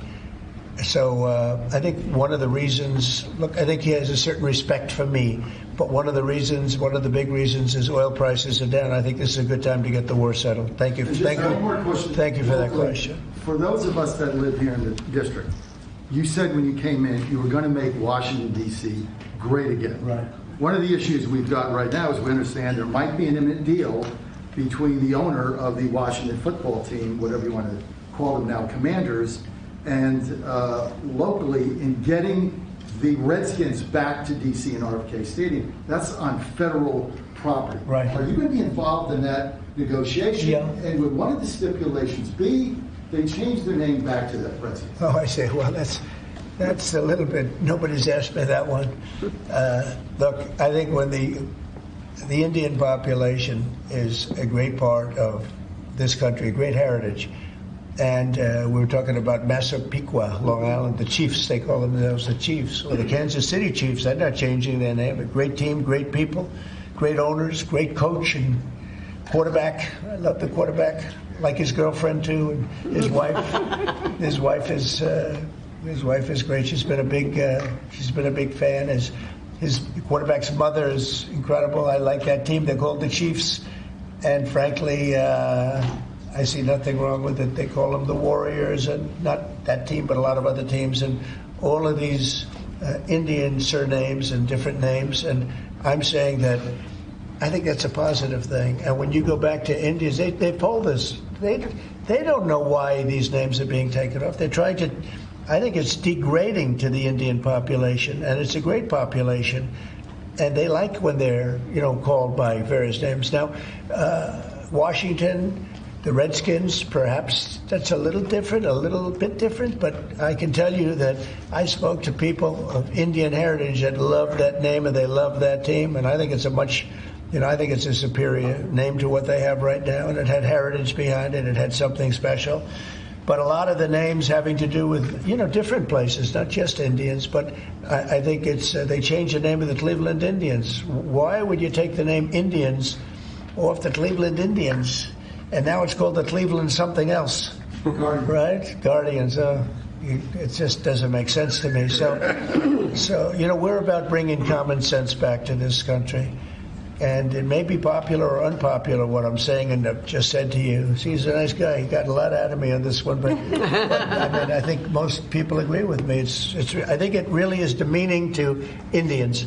But to change the name of the Cleveland Indians, as an example, to the Cleveland Guardians, is not the same, and I'm sure it has an impact on the team. Please. Sir, thank you, sir. Elon Musk said he'll be stepping back from his work with Doge a little bit and only dedicating maybe a day or two a week to it. How long would you like to see that continue, and how involved would you like to see him continue to be after you? Well, first of all, I can't speak more highly about any individual. He's an incredible guy. He's a brilliant guy. He's a wonderful person. I've seen him with his family. I've seen him with a lot of his children. He's got a lot of children. He treats them good. He loves his children. But he's a brilliant guy, and he was a tremendous help, both in the campaign and in what he's done with Doge. And we're talking about almost $200 billion and rising fast, because many of the things that we were looking at are now being found out to be fact. It's terrible. I mean, the fraud, the waste, the abuse, the everything that's happened is just terrible. So I also know that he was treated very unfairly by I guess you'd call it the public, by some of the public, not by all of it. I say he makes an incredible car, makes everything he does is good, but they took it out on Tesla. And I just thought it was so unfair because he's trying to help the country. But he has helped the country. I also want him to make sure that he's going to be in great shape, and I know he is. I mean, he's going to do great. He loves the country. He didn't need to do this. He did it. And I told him, I said, whenever you're ready, I'd like to keep him for a long time, but whenever you're ready, he's an exceptional guy. When you see those rockets go up and come back and land in the same gantry, nobody else can do that but this man. So he's just an incredible person, and he's a friend of mine, and he's a nice person, too. He's a very nice person. He really helped the country, saved us a lot of money. And I heard him say that he'll start easing, which is always, he was always at this time going to ease out. And when he goes back to Tesla, that'll be taken care of. It was just, it's artificial. These were sick people that thought they were doing something. He's a great patriot, and he should, really, it shouldn't be the way, that should never have happened to him.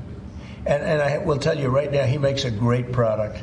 He makes a great product. It's a great car. It's great everything. Starlink is great. What he does is good. He's doing medical things that are amazing.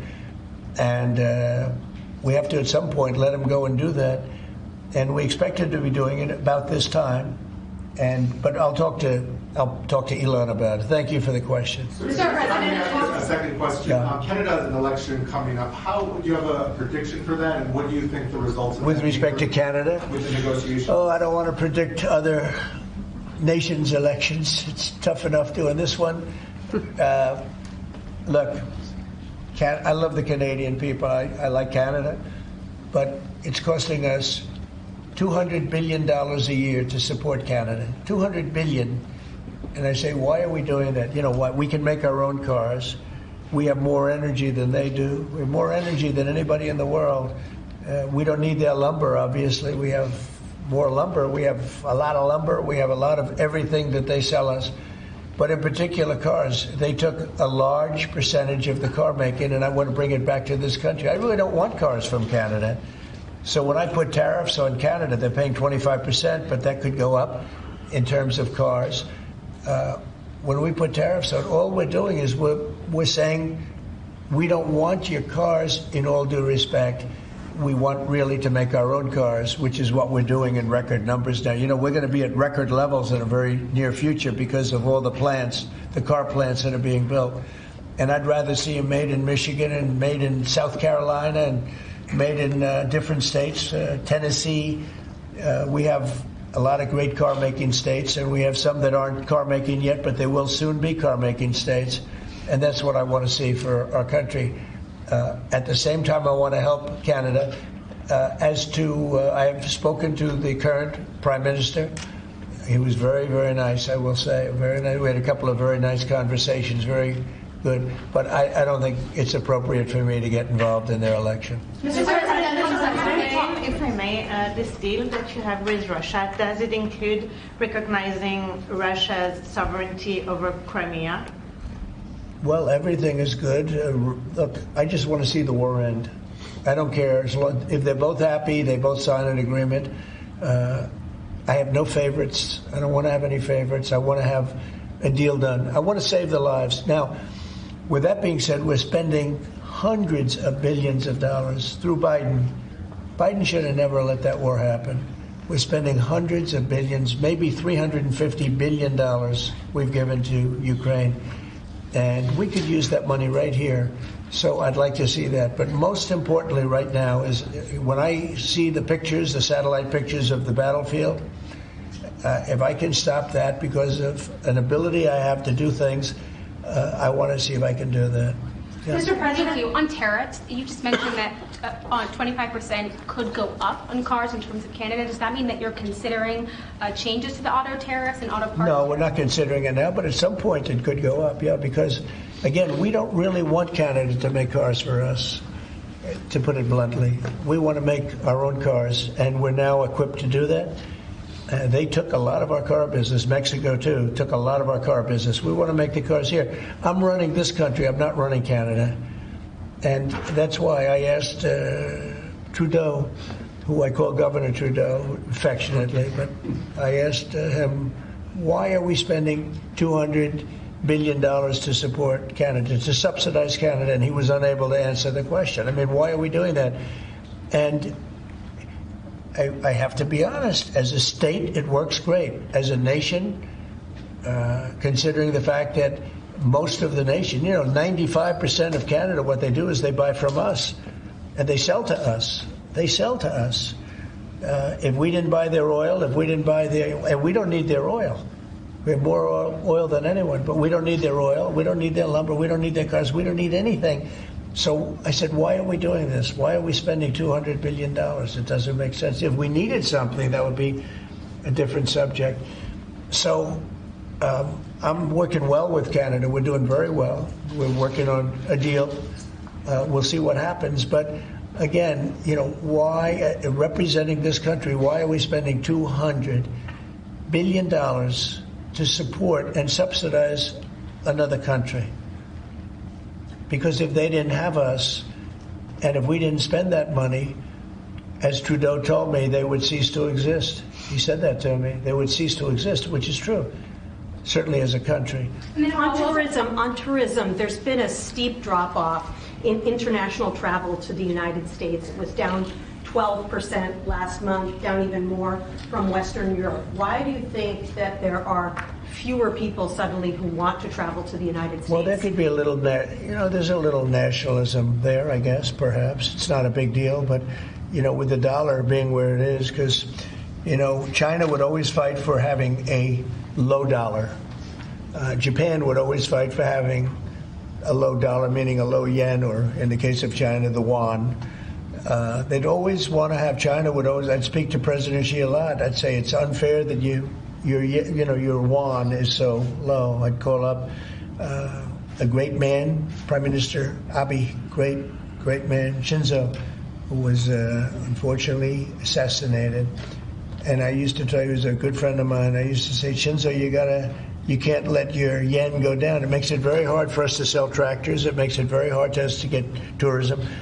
And our dollar is a little bit on the low side. And that means that a lot of tourism is going to come in. But I could see a little bit nationalism at work. And I can see it likewise with us not wanting to go to certain countries. But that will work out very easily. Do you think some people are scared to come here because they hear the stories of tourists who are detained for a few days or even a week or two? No, we treat our tourists great. We're the tourism capital of the world.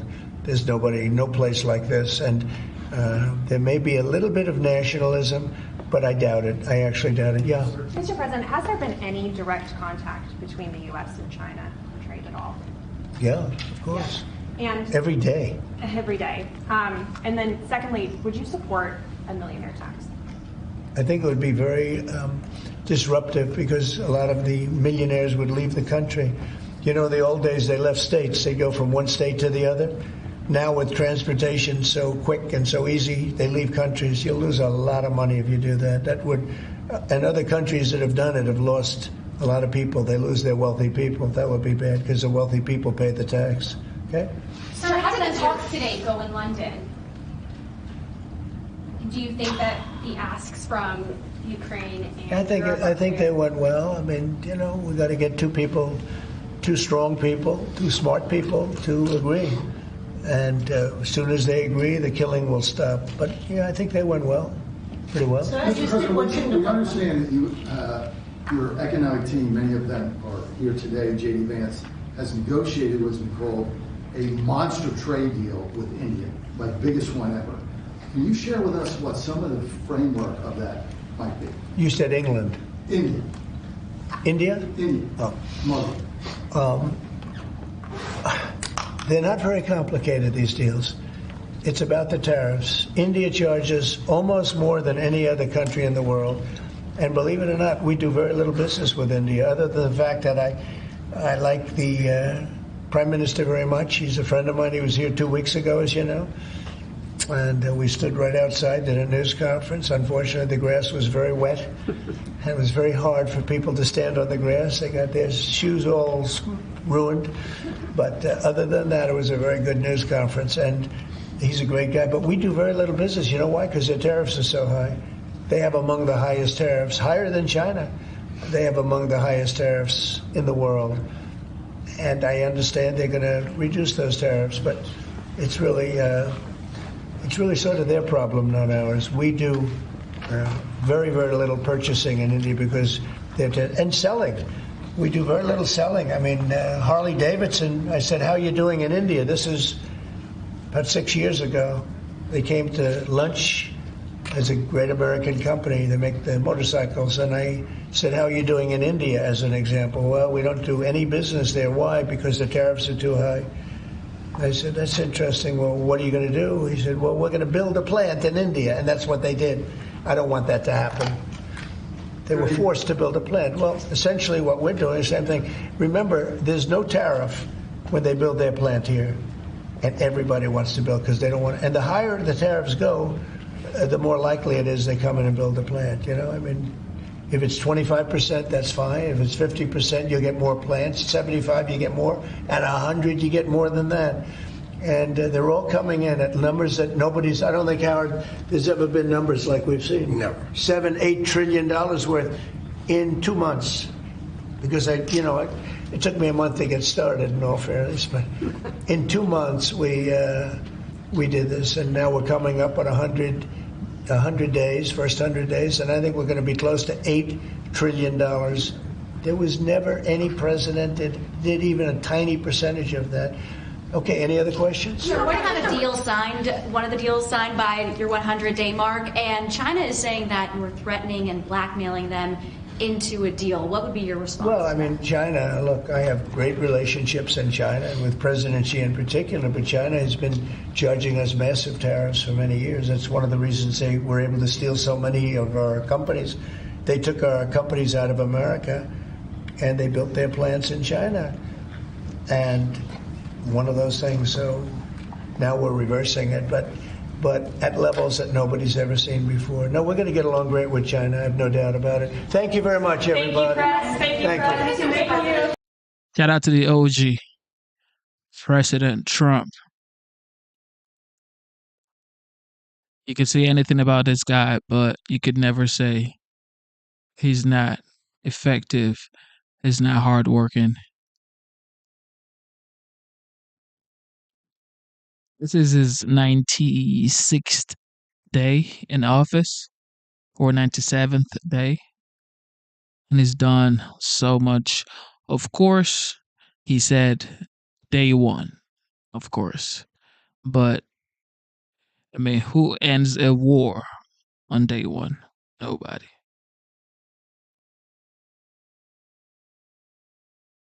So,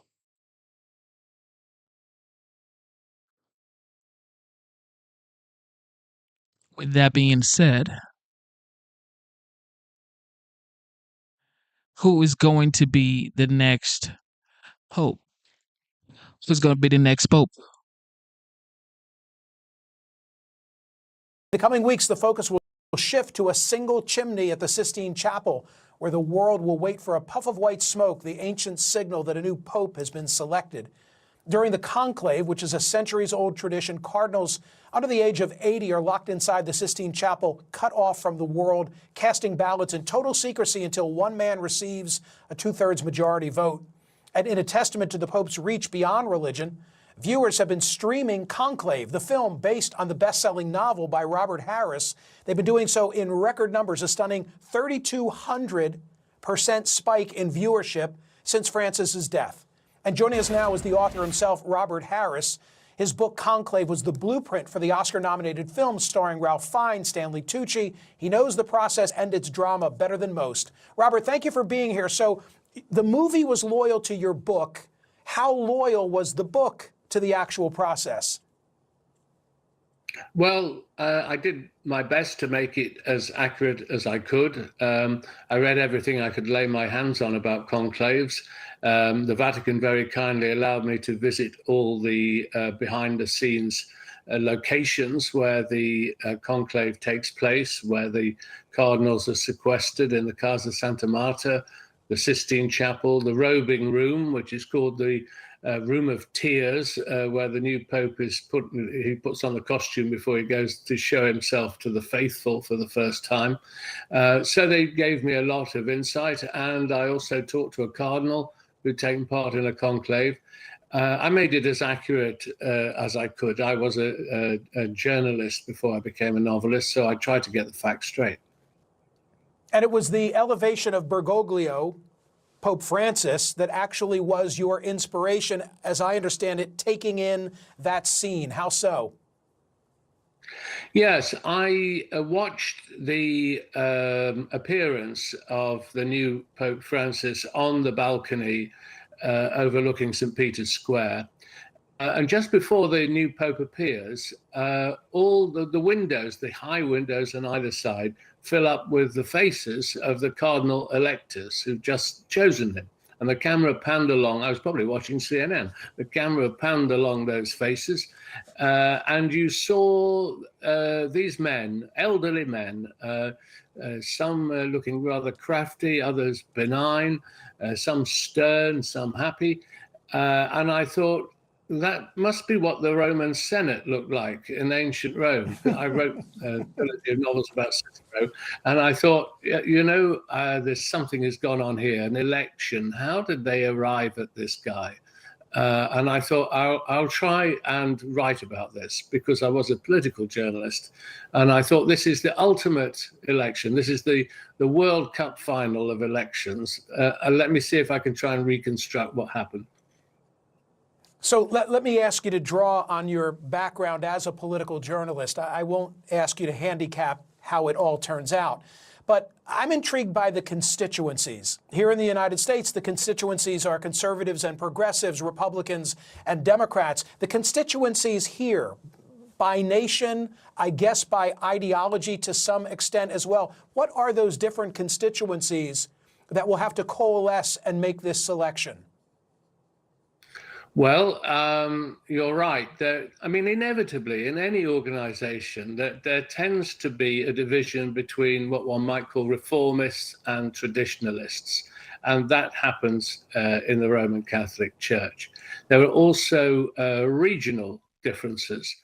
Yet again, there's a strong move this time to elect an Italian pope. At one time, the Italians had a lock on the papacy, but it's many years since they last had a pope. I think 1978 was the last time there was an Italian elected. So, those are two of the ways in which the electors might divide. There's a move to have an African pope, a black African pope. A lot of people think that would be a good idea. Others think that the Far East, Philippines, areas where there's been huge growth in the Catholic Church, it's their turn. So all these factors will play their part. For more on that, we're joined now by CNN religion contributor, Father Edward Beck. Also with us, Director of Catholic Studies and Aquinas Associate Professor of Theology and Culture at Emory University, Antonio Alonso. Father Beck, first to you. The conclave, break down the process for us and what will happen over the period. Well, as you know, it's pretty secretive. Most people by now have seen the movie. Streaming is up for the movie. What happens is during this time, the bishops, the cardinals are gathering in what's called general congregation. So they're getting to know one another. Remember, a lot of these cardinals are from countries that had never had cardinals before. So they don't really know each other. So these meetings will have an opportunity for them to get to know one another. They will give speeches. They'll hear one another. There'll be some dialogue. And then they will enter the conclave. And all communication with the outside world will be cut off for them. And the first day of the conclave, they have one round of voting, and it's very kind of primitive in some ways. They have their pen and their paper, and they write, I nominate this person to be Supreme Pontiff. They put the little piece of paper in an urn. They all step up and put it in. Then those votes are counted. 2/3 majority is needed. So we're going to have 135 cardinals voting. That means 90 is the winning vote. So if nobody wins on the first round, the next day there's 2 rounds, and then 2 rounds the next day after that. So it's really a process that is of discernment and prayer and them getting together to get to know each other and talk to each other. And sometimes a very unlikely candidate emerges as a result of these meetings and conversations during these days. Antonio, to you, it seems very kind of antiseptic. A, B, C. How much does politics influence what happens in that room? I think what makes the conclave interesting is it's this interesting mix of the spiritual, the transcendent, and the mundane, the messiness of earthly reality. So politics absolutely plays a part in the conclave. But I think one of the most underappreciated things about Pope Francis himself was he was a great politician. He needed to build consensus with people. He knew how to use the media to evangelize through images and words. And so the next Pope is a leader on the world stage and needs to be able to do the same. Now, let me stay with you. And it's interesting because Father Beck mentioned that sometimes an unlikely Pope comes out of that room. Then Cardinal Bergoglio was not on the list of those who were being considered. He obviously became Pope Francis. But if you look back to the election of Pope Benedict XVI, Cardinal Ratzinger was at the top of the list. So is it clear who is the outlier here? If it's more common for the front runner, the favorite to be elected? Well, I'm sure you're familiar with the phrase papabile, the electable ones. Yes. But there's also the kind of this adage that he who goes into the conclave a pope comes out a cardinal. It's a way of saying we just don't know what's going to happen. And it's just like you said. I remember watching him out on that balcony when he came out, and I was like, who was that? Yeah. So one never knows what's going to happen. And that's kind of one of the wonderful things. These men spend a lot of time together over these days, and they don't know each other that well, so they need to work together. Father Beck, let me come to you. And I know it's probably a fool's errand to say or ask, who do you think is going to be the next Pope? But of those who you think are papable, as we're using the word here, who are your cardinals to watch? Okay, now these are not my personal choices necessarily. I want to make that clear, Victor, but these are names that are spoken of. So let me say something first about Cardinal Tagle. He is Filipino. He was known by a nickname called Chito, and some called him the Asian Francis. He's now 67. He was a candidate last time. He's very much in the mindset of Pope Francis. And really, if people think they don't want to go back to a Western European candidate, that maybe they would move now toward Asia, now that they've had a Pope from South America. So I think Cardinal Tagle will be certainly one to watch. Another one, of course, the present Secretary of State, Cardinal Parolin. If you're going back to an Italian, he seems the likely choice. He again is very much in the mindset of Pope Francis, but he's a quieter person, kind of subdued personality. Some think that perhaps we need someone more charismatic now to follow Pope Francis. But nonetheless, Cardinal Parolin would be a possibility. Yeah.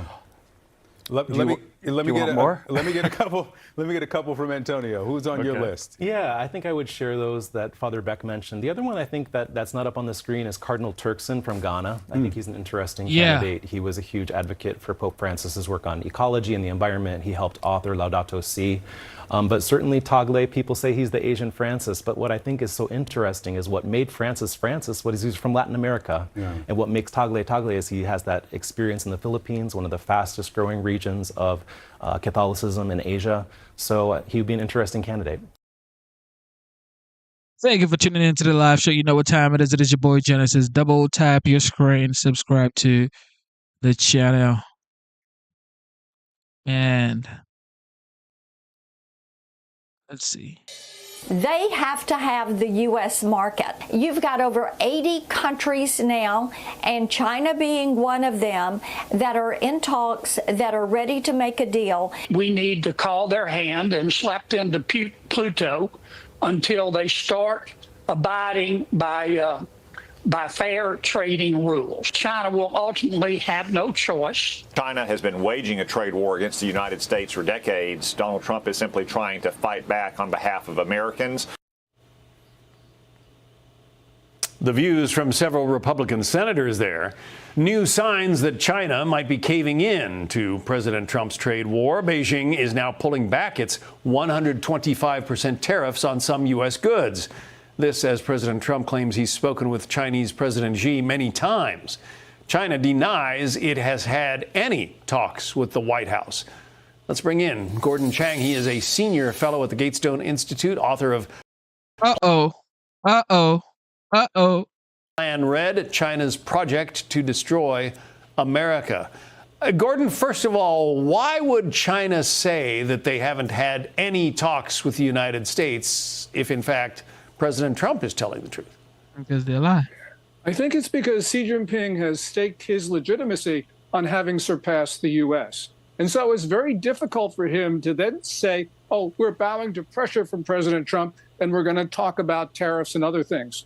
So I think he's boxed himself in. But in general, since he's become China's ruler in late 2012, he has made the political system hostile, where only the most belligerent answers are considered to be acceptable.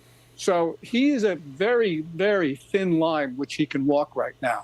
Well, President Trump may or may not have to answer the voters in 4 years. I mean, he's thrown out this balloon about running again, but most people, I think, believe he's already a lame duck president.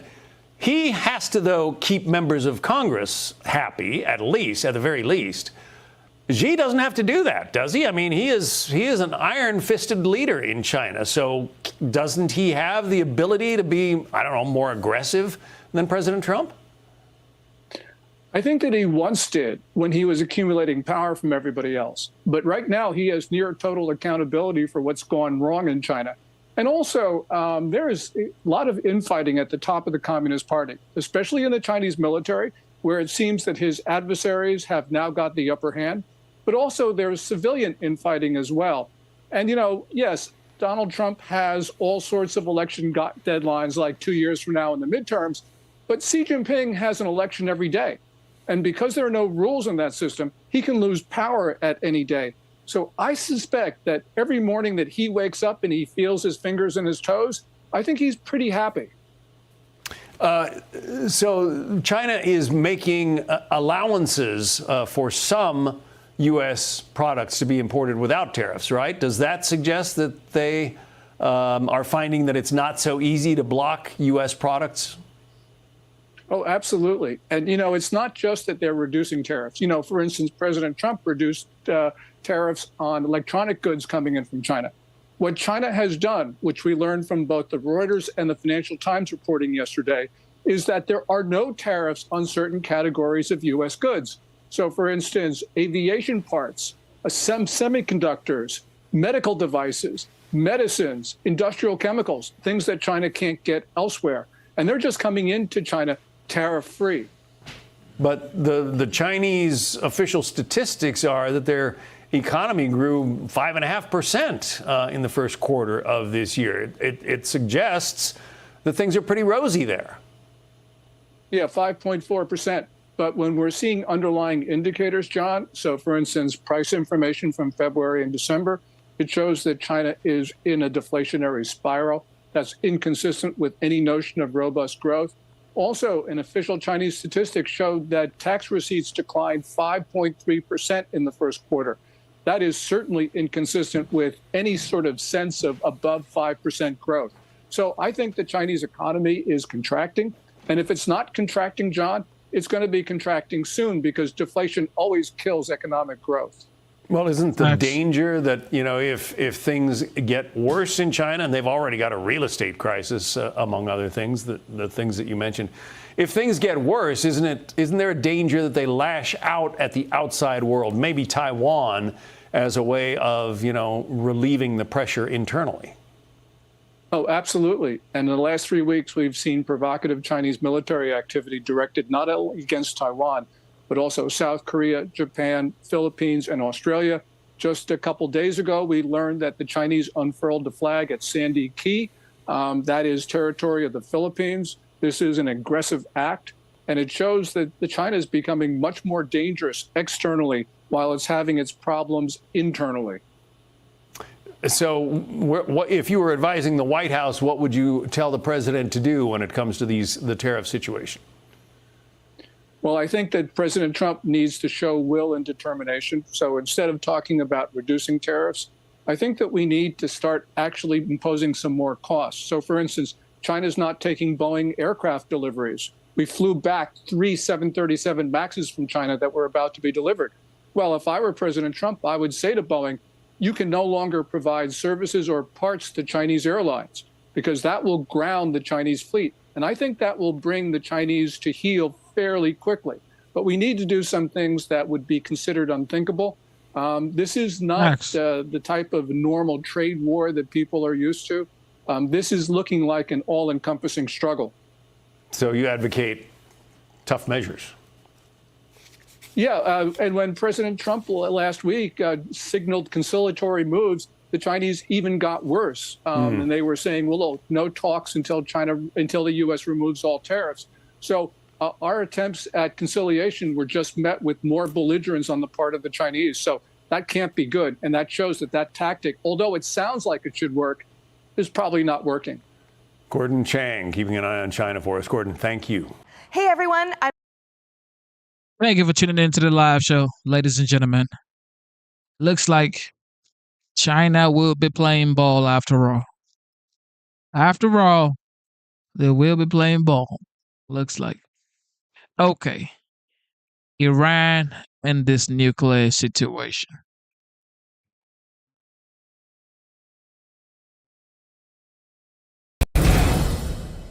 Welcome back, America. We're here with our friend General Jack Keane, retired 4-star Army general. That's no small potatoes. Fox News senior strategic analyst. General, it's good to have you here. I have no doubt that you're keeping an eye on public reports on, I guess, what's going on with Iran and our country in terms of negotiations. The best we have are little leaks here and there and so forth. But I want to ask you a few questions. Are we serious if we believe that Iran is undertaking these nuclear activities to increase its domestic energy when it is selling oil to the communist Chinese? Domestic energy. Do you need weapons-grade fissile material for domestic energy? Iran is going to civil nuclear energy as part of this deal for one reason and one reason only.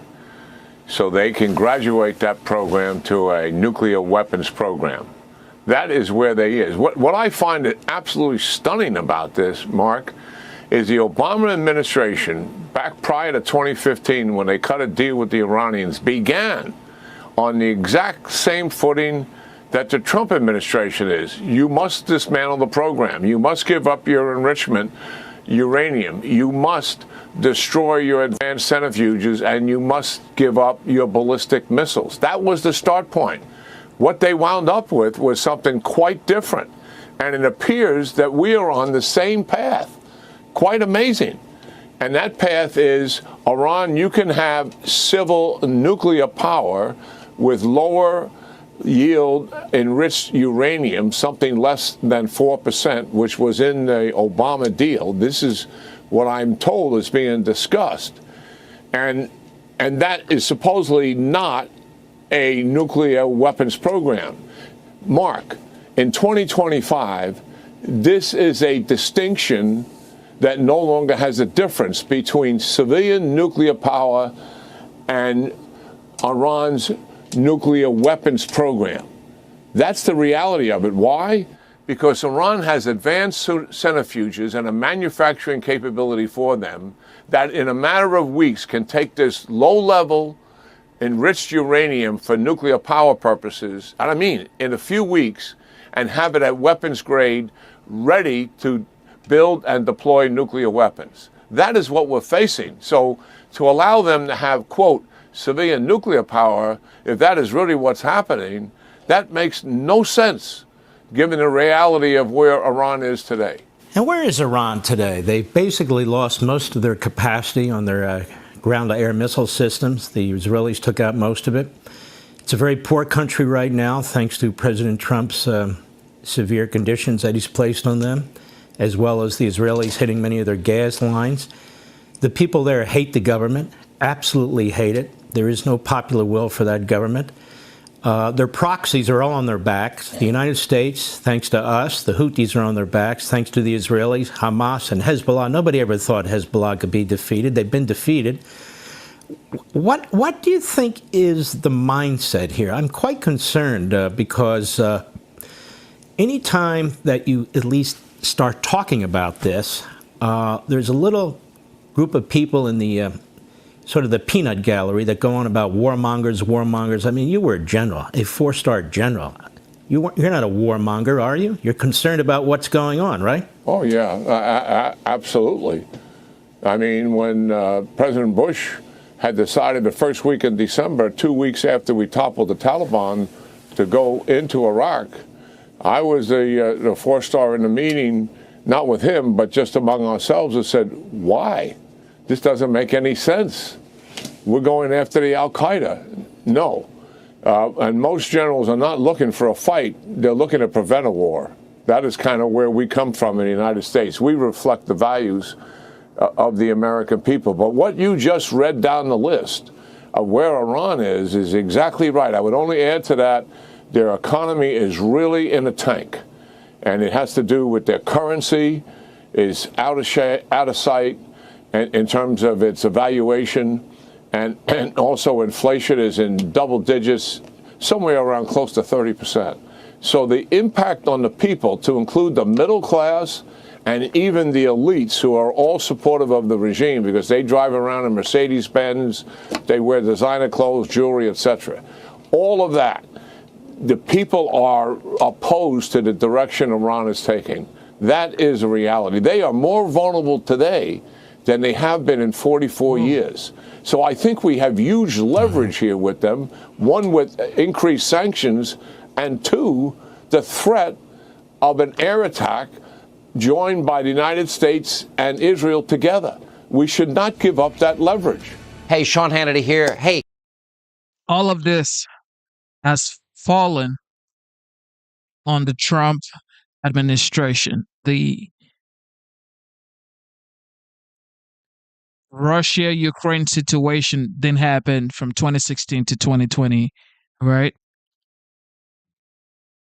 Now, Trump has to fix this that happened during the Biden administration. That's just bonkers.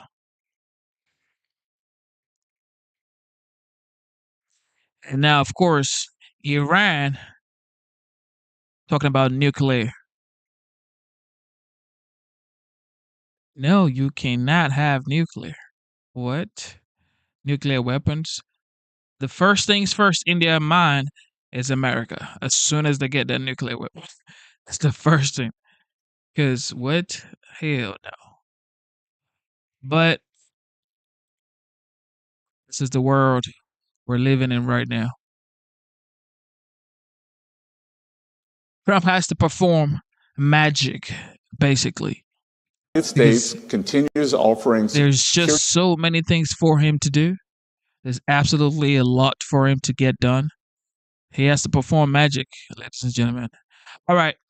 Treasury Secretary Scott Bessent of Zelensky IMF and let me see. Give me a moment.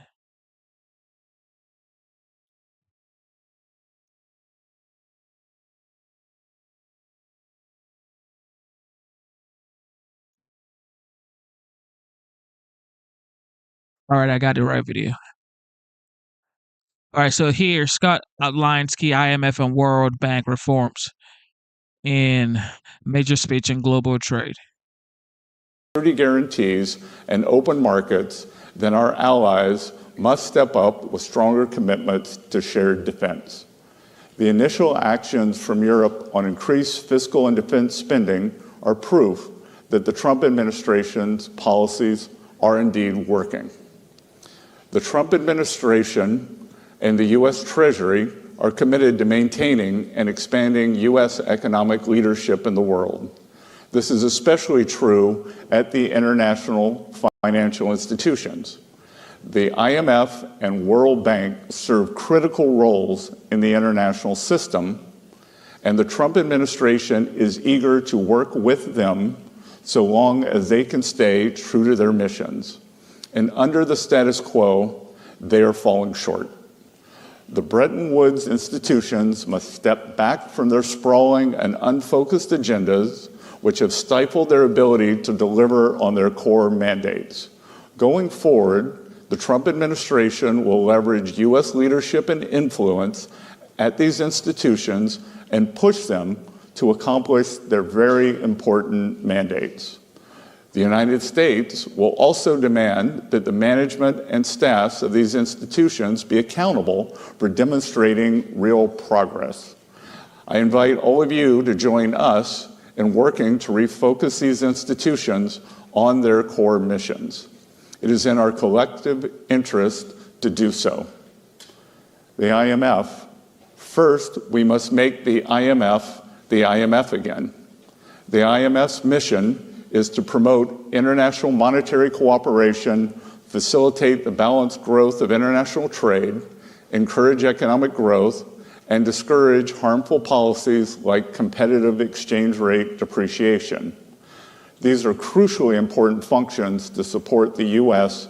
and global economies. Instead, the IMF has suffered from mission creep.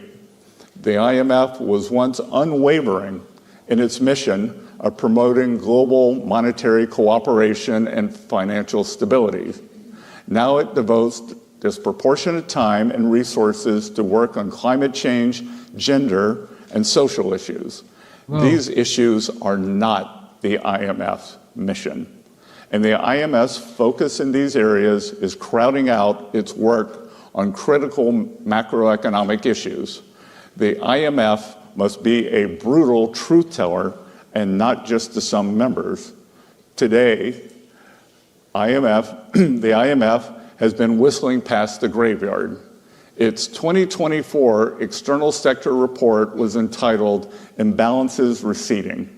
This Pollyannish outlook is symptomatic of an institution more dedicated to preserving the status quo than answering the hard questions. Here in the United States, we know we need to get our fiscal house in order. The last administration ran up the largest peacetime deficit in our nation's history. The current administration is committed to fixing this. We are open to critique, but we will not abide the IMF failing to critique the countries that most need it, principally surplus countries. In line with its core mandate, the IMF needs to call out countries like China that have pursued globally distorted policies and opaque currency practices for many decades. I also expect the IMF to call out unsustainable lending practices by certain creditor countries. The IMF should push more proactively official bilateral lenders to come to the table early to work with borrower countries to minimize periods of debt distress. The IMF must refocus its lending on addressing balance of payment problems, and its lending should be temporary. When done responsibly, IMF lending is at the very core of its contribution to the global economy. When markets fail, the IMF steps in and makes resources available. In exchange, countries implement economic reforms to resolve their balance of payments issues and support economic growth. The reforms undertaken during these programs are some of the IMF's most important contributions to a strong, sustainable, and balanced global economy. Argentina is a fitting example. I was in Argentina earlier this month to demonstrate the United States' support for the IMF efforts to help the country reset financially. Argentina deserves the IMF support because the country is making real progress toward meeting financial benchmarks, but not every country is so deserving. The IMF must hold countries accountable for implementing economic reforms, and sometimes the IMF needs to say no. The organization has no obligation to lend to countries that fail to implement reforms. Economic stability and growth should be the markers of the IMF's success, not how much money the institution lends out. World Bank. Like the IMF, the World Bank must be made fit for purpose again. The World Bank Group helps developing countries grow their economies, reduce poverty, increase private investment support, private sector job creation, and reduce dependence on foreign aid. It offers transparent and affordable long-term financing for countries to invest in their own development priorities. The bank, along with the fund, provides extensive technical support to promote debt sustainability among low-income countries, which empowers those countries to stand up to coercive and opaque lending terms from other creditors. These core functions of the World Bank complement the Trump administration's efforts to foster safer, stronger, and more prosperous economies in the United States and the world. But the bank, like the IMF, has strayed in certain respects from its initial mission. The bank should no longer expect blank checks for vapid, buzzword-centric marketing accompanied by half-hearted commitments to reform. As the bank returns to its core mission, it must use its resources as efficiently and effectively as possible. And it must do so in ways that demonstrate tangible values for all member countries. The bank can use its resources more efficiently now by focusing on increasing energy access. Business leaders the world over identify unreliable power supply as one of the primary impediments to investment. The World Bank and African Development Bank's joint Mission 300 initiative to expand energy access to 300 million more people in Africa is a welcome effort. But the World Bank must respond to countries' energy priorities and needs and focus on dependable technologies that can sustain economic growth rather than seek to meet distortionary climate finance targets. We applaud the recent announcement that the World Bank will seek to remove prohibitions on support for nuclear energy, which could revolutionize energy supply for many emerging markets. We encourage the bank to go further in giving countries access to all technologies that can provide affordable baseload generation. The World Bank must be tech neutral and prioritize affordability in energy investment. In most cases, this means investing in gas and other fossil fuel-based energy production. In other cases, this may mean investing in renewable energy coupled with systems to help manage the intermittency of wind and solar. The history of humanity teaches a simple lesson. Energy abundance sparks economic abundance. That's why the bank should encourage an all-of-the-above approach to energy development.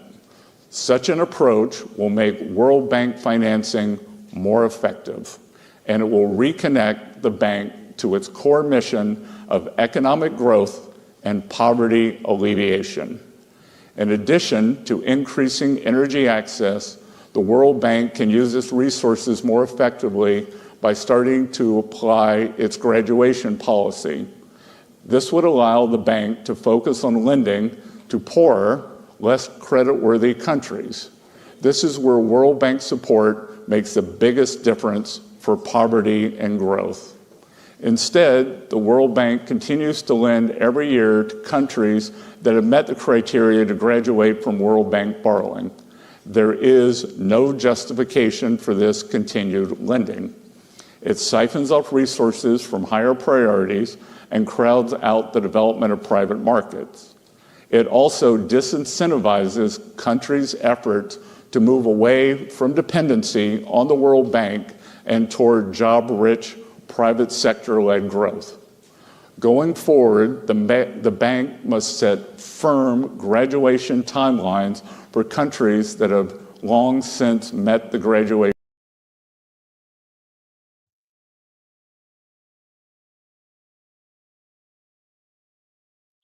That wasn't complete. Oh, this is for remarks.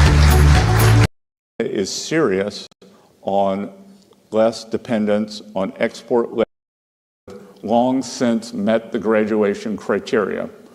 Treating China, the second largest country in the world, as a developing country is absurd. While it has been at the expense of many Western markets, China's rise has been rapid and impressive. If China wants to play a role in the global economy commensurate with its actual importance, then the country needs to graduate up. We welcome that. The World Bank should also implement transparent procurement policies based on best value. It must help countries move away from procurement approaches that prioritize only the lowest cost bids. Such procurement policies reward distortive and subsidized industrial policies that undermine development. They may also stifle the private sector and incentivize corruption and collusion and result in greater long-term cost. Procurement policies based on best value are better from both an efficiency and development perspective, and their robust implementation will benefit the bank and its shareholders. Related to this subject, I wish to send a strong, and I emphasize strong, message about procurement policies as regards Ukraine. No one who financed or supplied the Russian war machine will be eligible for funds earmarked for Ukraine's reconstruction. No one. To conclude, I invite our allies to work with us as we rebalance the international financial system, refocus the IMF and World Bank on their founding charters. America First means we are doubling down on our engagement with the international economic system, including at the IMF and the World Bank.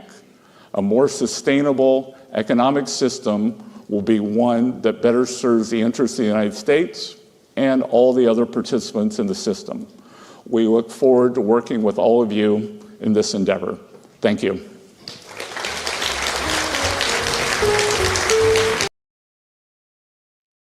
Shout out to the Treasury Secretary.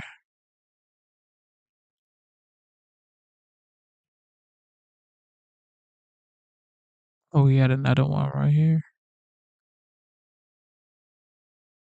Today, I'm going to point out you have many great lines in this very meaty and comprehensive set of remarks, but you say, I wish to be clear, America First does not mean America alone. To the contrary, far from stepping back, you seek to expand U.S. leadership in international institutions like the IMF World Bank. I must say there's a collective sigh of relief across this town right now, because the concern coming into this week is that you were going to do exactly what you said you're not going to do, which is the U.S. would withdraw. But you want to lead. What you're asking for is simply getting back to factory settings, right? Focused approach, and deal with the issues that you see are most paramount. Correct? Correct. As I said in my confirmation hearings, I think U.S. engagement with the international financial and multilateral institutions, we should engage, and we should be in it to win it for the American people and for the rest of the countries and for the client countries. 20 years ago, a senior U.S. Treasury official gave a speech very similar to this, calling on the IMF and said the IMF was asleep at the wheel and dealing with imbalances. Hank Paulson started the Strategic Economic Dialogue with the Chinese. Every Treasury Secretary since then have had an approach. So how will you do this differently, and how do you think that you'll proceed in this approach? What is your philosophy? What is your tools, and how will you execute on this? Well, look, I think that our moves toward reordering the financial or trading system is a start.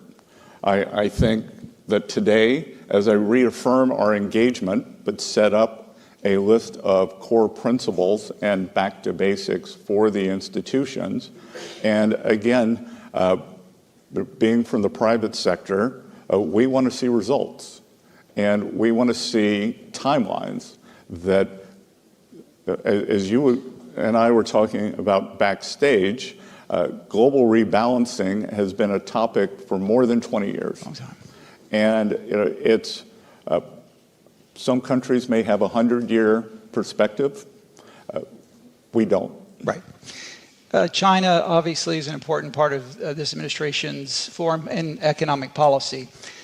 You'll be meeting with your Chinese counterparts. What will you tell them in the sense of how they obviously are aware that there's huge imbalances, their manufacturing capacity is enormous, especially in things like automobiles. How will you help them understand that it's not just about talking, it's about executing? Well, look, I don't think I have to help them understand. I think they understand very well. And it's just a matter of impetus and will. So I believe I first went to Japan in 1990, 91, within 12 months of the peak of the bubble. A decade of that unwind, a decade of malaise. And then in 2012, I ran across a fellow, 2011, who was running for prime minister named Shinzo Abe, and he knew that Japan needed change and implemented it very quickly. 10 years later, more than 10 years later, Japan has had a remarkable economic run, and I think that our Chinese counterparts that will come to this realization, and if some of our policies, sometimes it takes an external push. Right. Alternatively, what I have said previously, there is an opportunity for a big deal here, that the U.S. is looking to rebalance to more manufacturing. The identity of that would be less consumption. If China is serious on less dependence on export-led manufacturing growth and a rebalancing toward a domestic economy, I think they use the term dual circulation. Right. Well, right now it's really singular circulation. And if they want to rebalance, let's do it together. This is an incredible opportunity. And I think if Bridgewater founder Ray Dalio were to write something, he could call it a beautiful rebalancing. Indeed. But a big part of that will also be our own fiscal imbalance. And as you mentioned, we're running deficit 6% of GDP at the top of the cycle. Not sustainable, as you yourself have pointed out. How important is it to also address our fiscal imbalance as part of this larger rebalancing? Well, it's very important that I think most people in this room are trained economists, and everyone knows that a trade deficit emanates from three things. External trade policies, which we are intent on addressing, and the external trade policies can be tariffs, non-tariff barriers, currency manipulation, and the state subsidy of labor and means of production. Mm-hmm. So terms of trade or trade regulation is one. Two is our budget deficit. So the larger our deficit, the more it creates a demand suck, also pushes up the interest rates. And then three, the level of the dollar. The U.S., we continue to have a strong dollar policy, and the dollar will adjust based on markets. Everyone asks me, well, what does a strong dollar mean? And to me, the strong dollar means having the policies in place to deserve capital flows and have confidence. But it doesn't mean that the price on the Bloomberg screen every day. And it also has different meanings in terms of bilateral the prices. So it's really three-pronged. But Tim, to your question, I have talked about we did not get here quickly with this spending. The U.S. does not have a revenue problem. We have a spending problem. And I have suggested when I first met President Trump to talk about joining his campaign 2 years ago, that we need to get back to a long-term sustainable budget deficit of something with a 3 in front of it, which works. We have 2% nominal growth or 2% inflation, projected 1.8% growth, which I think could be much higher if we implement our economic policies. You reaffirmed the strong dollar policy first articulated by Bob Rubin. Valerie Giscard d'Estaing in the 1960s talked about the U.S. exorbitant privilege of the dollar. There are some in this town who question that privilege and actually see it as a burden. Do you see it as a privilege? That the U.S. sits at the center of the global economy is enabled by the use of dollars, and that it's natural that the usage would come down over time. And I think that the U.S. will always, for my lifetime, be the reserve currency. I actually am not sure that anyone else wants it. I can't remember, one of the European officials said today, maybe it was Mr. de Guindos, I can't remember, said, oh, well, the euro could become a second reserve currency. We've just had a substantial appreciation in the euro. For export economies, it's a lot of pressure. And look, I think that the reaffirming our belief in these international institutions is also part of that. You mentioned the euro. You mentioned in your comments Mario Draghi's report from last year. There was the letter report. Before that, I've been spending a lot of time in Europe. There does seem to be a much more a buoyant atmosphere in Europe. They see this as an opportunity for them. I said something about a possible renaissance. I was heckled a bit, but I actually am pretty positive on Europe. Do you think this is an opportunity to shift some of that demand? The world is reliant on U.S. final demand. To shift some of that demand for Europe, is this a positive time for Europe? Look, I think it can be. And it wasn't in a straight line. It wasn't always the way a trained diplomat would have done. But I think we should all congratulate President Trump. He has done what a succession of European leaders have tried to do for the past 26 years, since the advent of the euro, that whether it's the French, the Italians, other European countries have tried to get Germany to increase their fiscal spend and drive the European economy. And that I applaud these nascent efforts, because it's a combination. It's a combination of economic stimulus, and it is a combination of burden sharing on the European continent for defense. And as I've said many times before, economic security is national security is economic security. So if this European plan works, that I applaud it. I had a private meeting with the Spanish finance minister last week, 2 weeks ago, and he said, you're going to be pleasantly surprised with where we go on military spending, and that this 2% number today, he was right. Yeah. So you're already taking on these tasks. You have China, more consumption, less investment, deal with their manufacturing excess capacity. Europe's a great opportunity. The U.S. rebalancing here, including on fiscal. So what do you want the IMF to do? What would you like to hear from Kristalina over the next couple of days, or the board, in the new direction, again, back to factory settings direction? What do you want to hear from them? Well, again, I think it's just been mission creep. Yeah. And just occasionally you have to trim your garden when the weeds grow. And I think that it's back to basics. What are our priorities, and how are we going to judge success? And the World Bank, you discussed about graduating the medium-sized countries that should have graduated some time ago. That changes the commercial model of the World Bank, but obviously you think that's important, that they need to be graduated. Yes. Yeah. I mean, it's just, as President Trump says, it's common sense that that you can't have the second largest economy in the world. And it's as I said in my speech, I applaud their rapid growth, but you don't get both. I have a teenager who sometimes wants to be treated like a child, sometimes wants to be treated like an adult, and I got one of those too. Yeah, and it's an adult economy.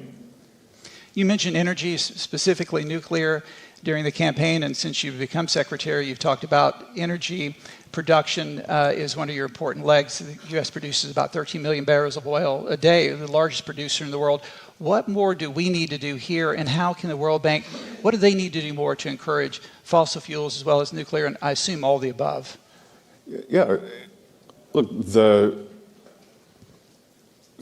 sine qua non for economic growth is energy abundance. And we need to drive the right combination of the crawl, walk, run for these countries in terms of sustainable production. But by sustainable, I mean robust and baseload, not what I would call almost a luxury belief that we have in the West. Like they are worried about pumping water. They are worried about heating their homes, running their hospitals. And we've seen that the intermittency doesn't work. Even kind of in middle developed countries, maybe like South Africa, that seems to have rolling blackouts. Right. So that's not a model. We want to have a model of strong baseload and then bolting on the alternative production, as opposed to beginning with alternative production and then having this latency or intermittency that makes it impossible to industrialize. In the final minute or two, let me just turn to financial intermediation. There's a famous adage that capitalism without capital is just another ism. The institutions you see here are important intermediaries, both in the capital markets and in other forms of financial intermediation. What is your vision, especially for the U.S., in terms of financial regulation? What do you want the industry to look like? Obviously, the capital markets, the U.S. is the crown jewel of this economy. How should we encourage that not only here, but abroad? Well, I think that I've been getting a lot of questions on private credit, and I think that private credit is an interesting addition to the U.S. mosaic, and it is the depth and breadth of our capital and credit markets that powers the U.S. economy, and it's the innovation there.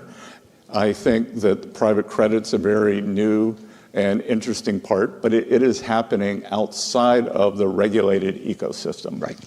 And I always like to say, I'm not an economist, I'm an economic historian, and I think that is a distortion of the system, and it tells me that the post-2008 regulatory corset is too tight on the regulated institutions, and we want to deregulate them or make them more able to provide the opportunity to lend to the American economy and perhaps into the international economy in a smart, safe, and sound way. As we've seen, the history of financial crises is a overreaction on one side, and I think that we had a regulatory overreaction.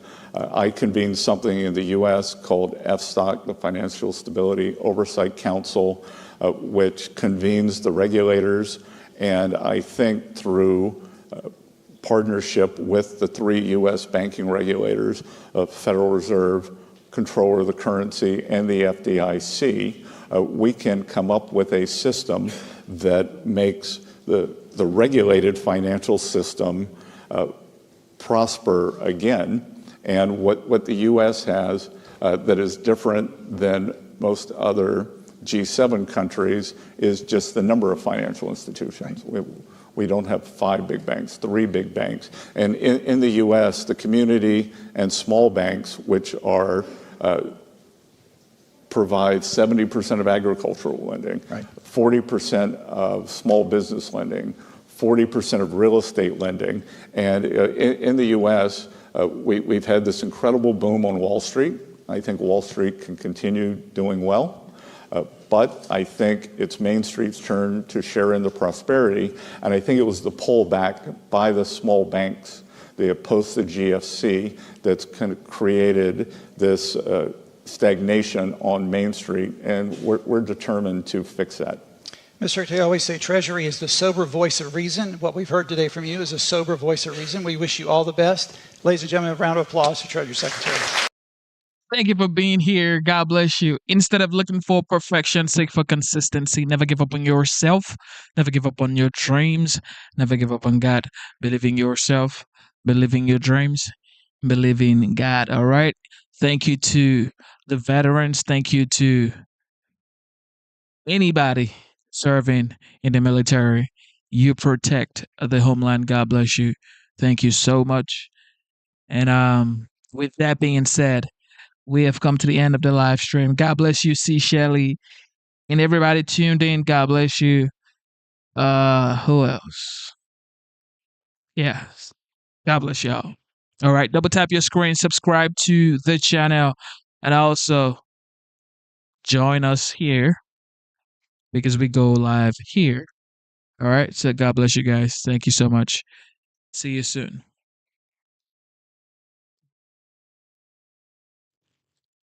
Whoa, whoa, whoa.